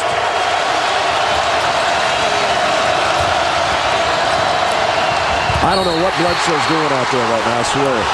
He's taken about 4 bad shots in the last 6 possessions. Yeah, out of control right there. He was able to get, I think, away to throw the foul. They don't seem certain. They're looking, like wondering. You're going to be certain when you blow that whistle. Ezeli's going to foul out.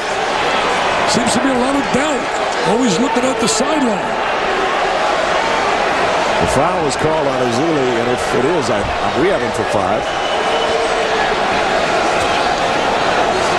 And here comes Team Gang back in, so I think we got our numbers right. It's a big round of applause, but he's done.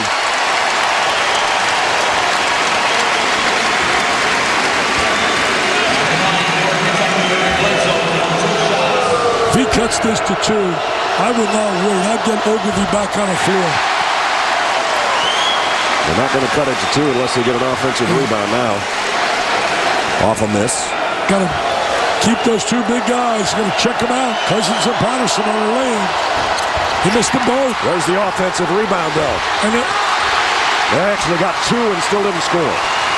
Got to back it out. Shot selection so important right now. 2 factors big. Shot selection and making free throws. Taylor's been the most consistent today. You just keep feeling like Beal could hit a shot somewhere along the line, though.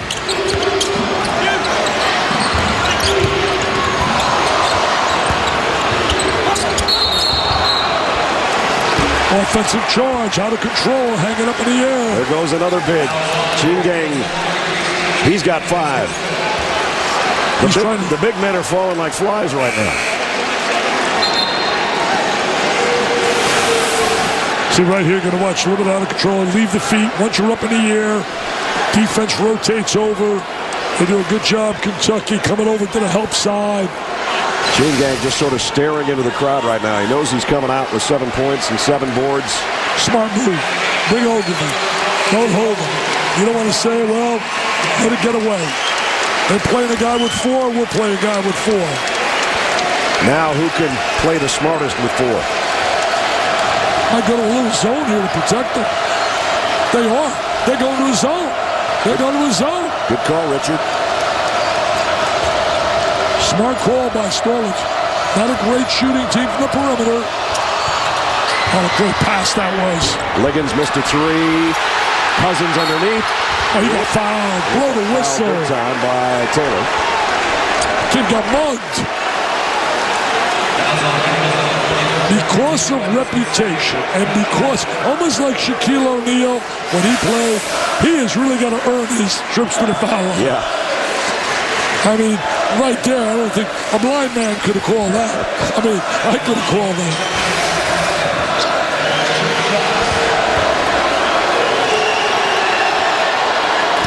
And he rips the free throw.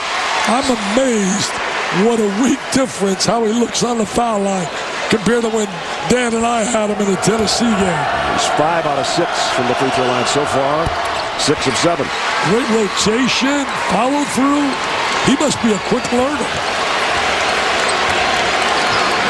Hey, Dick, just to add on what you're talking about, you know, in that Tennessee game, head coach Bruce Pearl said he thinks DeMarcus Cousins the best big man in the SEC since Shaquille O'Neal. And John Calipari said the difference between those 2 guys, you can't hack a Shaq to DeMarcus Cousins because in this game, baby, he's making his free throws.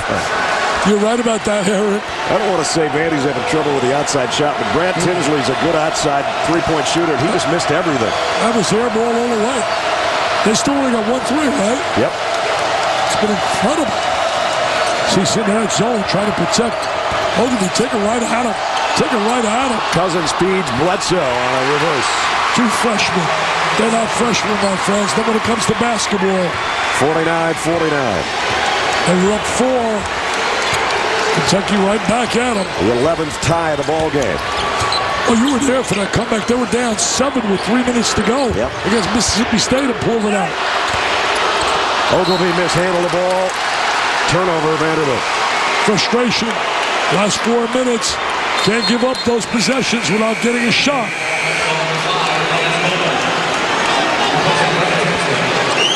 This has been a defensive, physical football battle. Yep. Joker Phillips and Bobby Johnson would appreciate this game. It's been played like a football matchup in the SEC. 49-49. Game day follows us in 4 minutes of playing time, barring overtime. Patterson. Oh, what a shot. How big has he been? How big has he been? He's improved his range as a shooter. What a big trifecta. That's like 7 in a row, isn't it? Never hit a 3 in his career until this year, and that's his 19th. Ogilvy trying to battle for the rebound. Patterson had it, lost it, got it back. That ball was around the rim. Now Kentucky will take a little time off the clock, make sure they get the right guy shooting the ball. Patterson hit a shot in overtime the other night, similar to that, but it was not a three-pointer, but it was in the same spot on the floor. Tell you what's impressed me about Patterson, he has wanted the ball here late in the game. He's the veteran. You know, he's had to really take a back seat a little to the diaper dandies. They might be wearing diapers, but Patterson wearing big boy pants today. Cousins fouled inside. He just comes after you on the offensive boards. They wear you out, physically wear you out with their physicality. Patrick Patterson, the veteran of the Wildcats, steps back and hits the shot of the night so far. ESPN's exclusive presentation of college basketball is brought to you by new Alka-Seltzer Plus Fast Crystal Packs.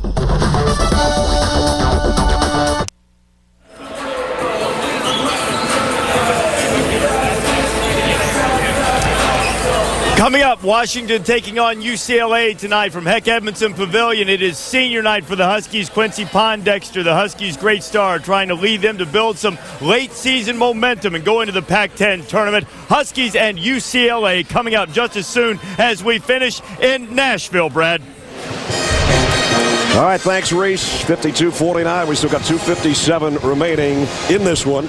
And Kentucky's just taken the three-point lead after we've had so many ties in the second half. Brad Nessler, Dick Vitale, Aaron Andrews. Dick, you know, we talk so much about the youth and all the talent that Kentucky's got. The biggest shot and the biggest half. 9 points, 7 rebounds, Patrick Patterson right now. Yeah, Patterson really had demonstrated how much he wanted the ball. And you're right, Brad. That three he made was lethal. It was big because they were really struggling. They had been down 4, and then all of a sudden he made that big play. And that was such a positive. There he is, stepping out, draining it. All the game day guys now getting ready. Reese got to get the whole crew ready. Jay and Digger and Hubert and the general, Robert Montgomery Knight's there with him. Spoke to him on the phone a little bit earlier today. Digger did a little fake fishing while he was out there. He can't fish, he can't dance. I know what that. Did he do? What did he do? I mean, he's lucky I love him. Cousins misses one. Only his second missed free throw of the day. It's amazing that the three-point shot has been totally taken away from Vanderbilt. Don't you get the feeling that one's got to drop for him somewhere along the line? Well, you would think so, but it's getting kind of late. Now they're down by 4, and that's Kentucky's biggest lead of the second half. See, now Ogilvy can't be passive right now. He's going to play a little aggressive and forget about the 4 fouls. Taylor almost walked with it and then threw it. He did walk with it. Sloppy the last few possessions. They have been out of sync. I think they've had 3 turnovers in the last 4 trips down the floor, and that's not going to help win this game. Yeah, you're not going to win against a quality team like Kentucky turning the ball over in a close basketball game. They had 15 turnovers the first time these two teams met. They've got 15 right now. Now they need a stop because time is becoming a factor. 2.5 to go. See, right now, Cousins should flash for the ball. Ogilvy's got 4. They should try to isolate. Look, he said, why not call the 5th on him? They're trying to get him one-on-one. Now he sets a pick for Bledsoe. Patterson's going to try another long one. He knew that one was off the mark. He tried to get to the glass and couldn't.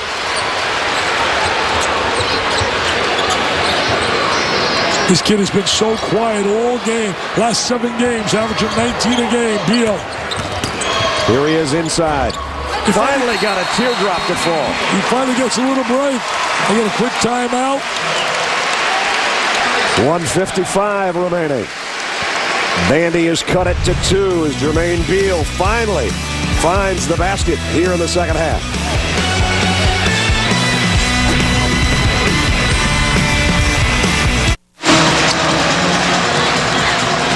The SEC on ESPN in Nashville will be another big SEC game on our Super Tuesday. Judgment Week presented by Miller Lite and Super Tuesday presented by KFC. Illinois looking for a big win on the road at Michigan at 7. Then Tennessee and Florida will tangle in Gainesville at 9 at the O-Dome. I thought Michigan was going to be a lot better this year. Real disappointment. Here we go. Minute 55. 2-point differential. Hey, let's stay. I got nowhere to go. Let's stay in Nashville. Have about 5 overtimes. Taking a little music tonight? Why not? Kevin Stallings getting the crowd back into it by himself. If I had to pick my most valuable player in the SEC, I still go with number 11. For what he's meant to this club, I really believe his presence has made their big people a lot better. I know Downey's got great stats, but this kid, to me, the victor goes the spoils. You win, you get the awards. Vandy, remember, Patterson missed a lob slam. Vandy has beaten Kentucky 4 straight times in here. And when high-ranked top 5 teams come in, they go home usually with a long face. Can they do that to the Wildcats tonight? They're down 2 with 1:12 remaining. They'll try a little screen and roll with Ogilvie, release him to the goal. Beal got it to Taylor. Taylor the extra pass to Walker. Nice pass, ball movement. All started with the dribble penetration of Beal. Beal's a very good player. We have not seen the real Beal. They were 4 down. Now we're dead even again. Less than a minute to play. Vanderbilt 53. Kentucky 53. We haven't seen the real John Wall either. And the reason, Beal and Wall, is the defense by both clubs.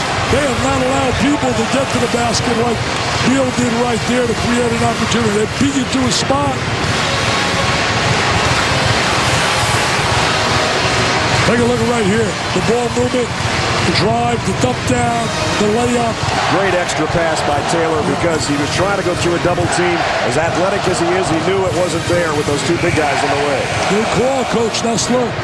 No question. Look at Stallings. He's coaching his heart out. College hoops alive and well, man.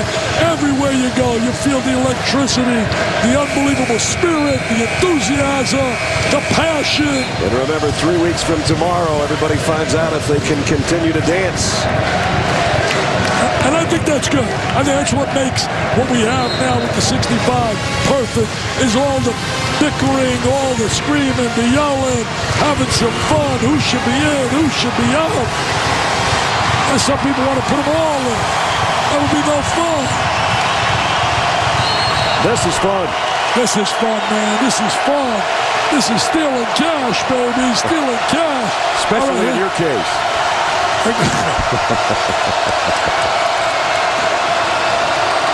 Cousins really trying to work for the ball. He's like an orchestra leader. Wall trying to go to work, had it stripped, got it back and scored. Every time Kentucky struggles at the end, Mr. Wall finds a way to make some magic. About a 3-second difference, shot clock and game clock. Vandy down 2 at home. Goldberg, corner. No good. Outlet, 2-on-1, and a foul on Beal, or it would have been a breakaway for Bledsoe. He had to foul him. Isn't it ironic? That shot doesn't go down. The story of the game. Outside shooting. Vanderbilt's outside shooting, which normally is one of their strong suits, and especially on their home floor, and not today. Here's Wall right now, taking the ball to the goal, stripped from him, comes up with the ball, scores in traffic. And now he's at the free throw line. Whenever it's winning time, he seems to be right there in the mix.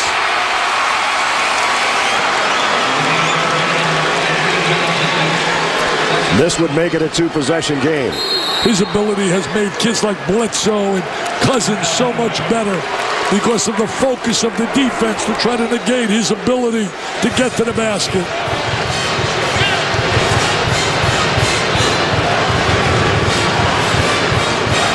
If this goes the way the score is now, Brad, They are going to be thinking all night long here in Nashville about what could have been one of those threes go down. Exactly. Well, talk about the game in general. Double technical there. It's been a chippy kind of game, very physical. A lot of emotion on both sides. Not great shooting, but some great athleticism by both teams.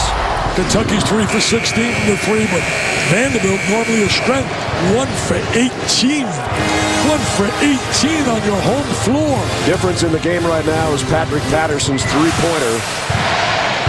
And here it is. Yeah, that was big when he stepped out. They were in trouble. Looked like they were really struggling. Got down as many as 4 there. Bang. 13 points, 13 rebounds. Pretty strong game by the junior out of Huntington, West Virginia. He's going to be the MVP today. Yep. This is the most valuable shot right here from the free throw line. And he got it. Got to take it up the court quick. Quick. Score quick. Drive it right to the goal. Vandy down 4. Beal gives it up. Three-pointer finally goes. Finally. Got to foul quickly. Still plenty of time. Jenkins, known for his shooting prowess, just knocked down a big one for Vanderbilt. Kid averaged 42 points a game in high school last year. He can shoot the ball. That's his strength. His strength is shooting the three. Boy, that baby was contested by Wall. That was not an open look. Oh, Wall reacted right to him, right up in his face. He shot 47% in high school from the three. Scored 3,000 points in his career, 3,192 to be exact. Vandy waited till the last 12 and a half seconds to get their second three-pointer to finally go. Well, you got to try to steal here. If you don't, you foul, and then it's a three-point game. Right. And then Kentucky's got to make a decision. Do we foul or let him shoot the three?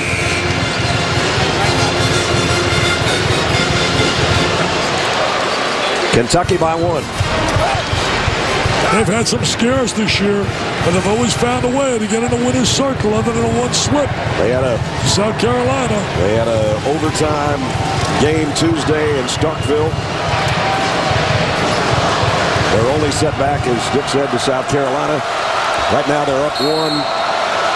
Full court pressure from the Commodores. They've had scares from Miami of Ohio, North Carolina, Connecticut. They're going to send Bledsoe to the free throw line. He missed his last 2. I like the way he ran, though. He ran right there. It wasn't like he was afraid, walking there. He ran right there like, give me the ball. They beat Stanford in overtime. Struggled with Georgia. As you said, your game with Mississippi State in overtime. So they've been there. And that's a sign of maturing as a club, winning close games in tough, hostile environments. Bledsoe. And he missed another one. 3 straight misses. And now, even if he hits this one, Vandy's going to have a chance to tie or win. Because they got all their players back, so Vandy's going to get a rebound here if he misses this one. And even if he hits it, they got 11.4 to do something about it. Kevin Stallings wants to talk it over. Oh, what a great finish we're having. Well, John Calipari's got all that talent.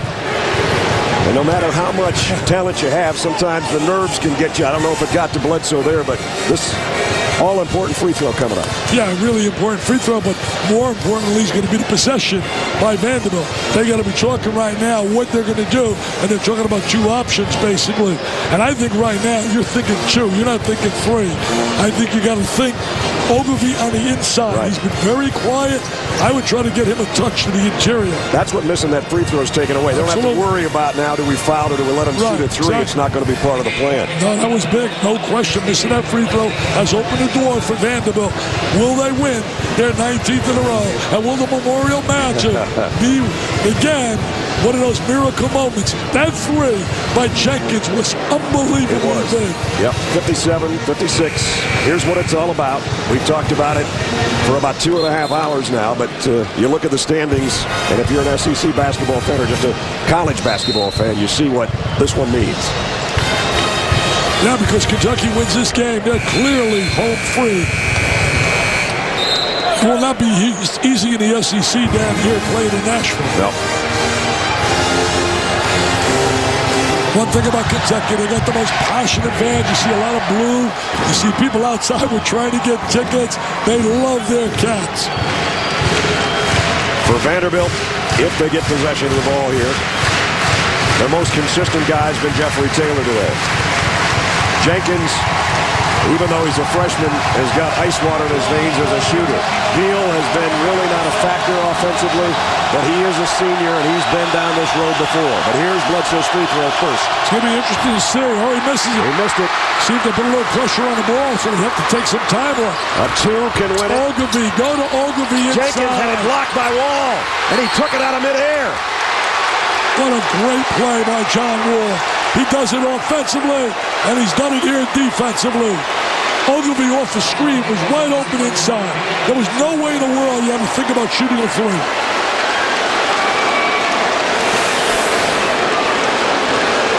Why?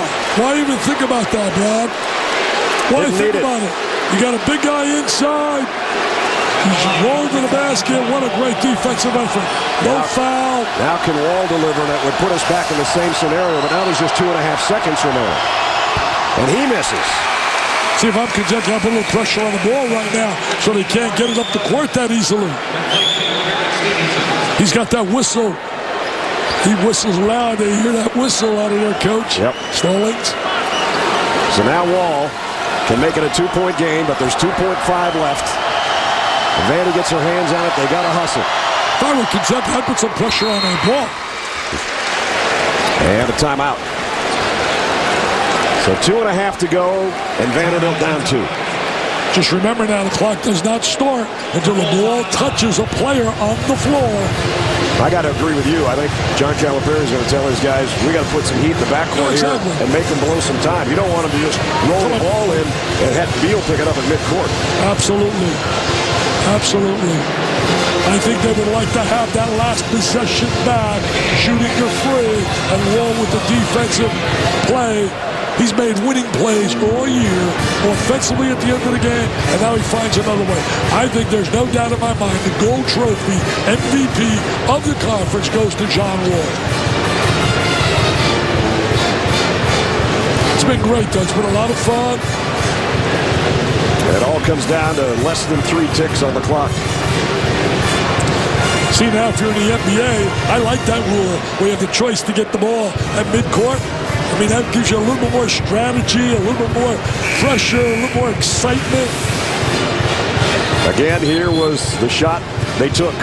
Not a good one.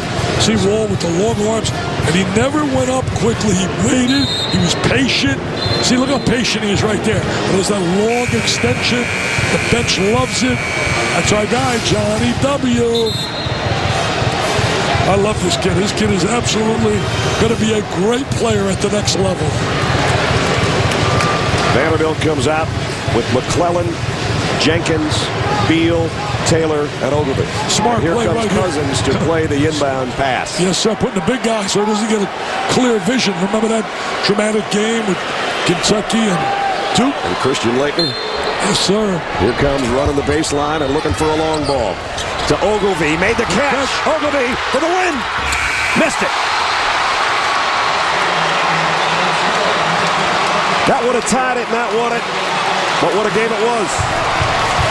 And Kentucky goes up 2 games in the SEC. What a road trip for Kentucky. They win in overtime in Starkville, come to Nashville. I think a lot of people thought they would go to the loser's circle in these 2 games, but they found a way to win, survive, and win. You can't ask for any better than this, Dick, as a toss and the catch by the big guy. It was very reminiscent of Christian Laettner, who just wheeled around and knocked down the jumper. This time, Ogilvie made the catch, had time. He made a great catch, and rather than shoot the little jumper, he shoot that running one-hander. I don't think he was comfortable with that shot. But they had an opportunity. Made a good pass to him. Kentucky survives by 2. Aaron's with a winning coach. Brad, thanks so much. I wasn't going to tell what your huddle was about during that last timeout, but you did say, make me look good, guys. Make me look good. How never call a timeout there, and you see why? It was the dumbest timeout I've called in all my career. They had no timeouts left. I knew it, and I just call it. And it was stupid. Why? Because they got to set up a play. They would have had to get it in and just throw it to half court. They got a great shot. And when you let a guy like Kevin, who's not a good coach, a great coach, have time and another timeout, that's the shot you get every time. So it was very dumb. Let's talk about a guy who's not a good guard. He's a great guard. John Wall, not the biggest night offensively, but how about the work he did in defense at the end with that huge block? Well, he played great defense. We're tentative shooters right now. We can't be. People are going to play a zone. They're going to hold the ball. We're getting wide open looks. They're trapping the post. You got to make and knock down shots. We're not doing that. But defensively today, I thought we were terrific. I thought we really guarded. I thought they didn't have an answer for DeMarcus. They played physical and we fought it off. It's a great win. I mean, this is an Elite Eight style game. That's what this is.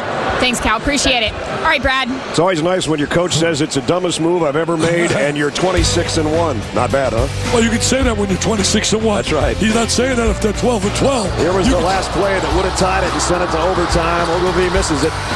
And Kentucky holds on, 58-56. Cats go to 11-1 in the SEC. Vanderbilt falls to 9-3. And the Wildcats, the number 2 team in the nation, are 26-1. So that's going to wrap it up for Dick Vitale, Aaron Andrews, and our entire crew. Brad Nessel saying so long from Nashville. Let's send it out to College Game Day, driven by State Farm in Seattle. Reese and the guys standing by. Fellas, Kentucky beats Vandy in Nashville.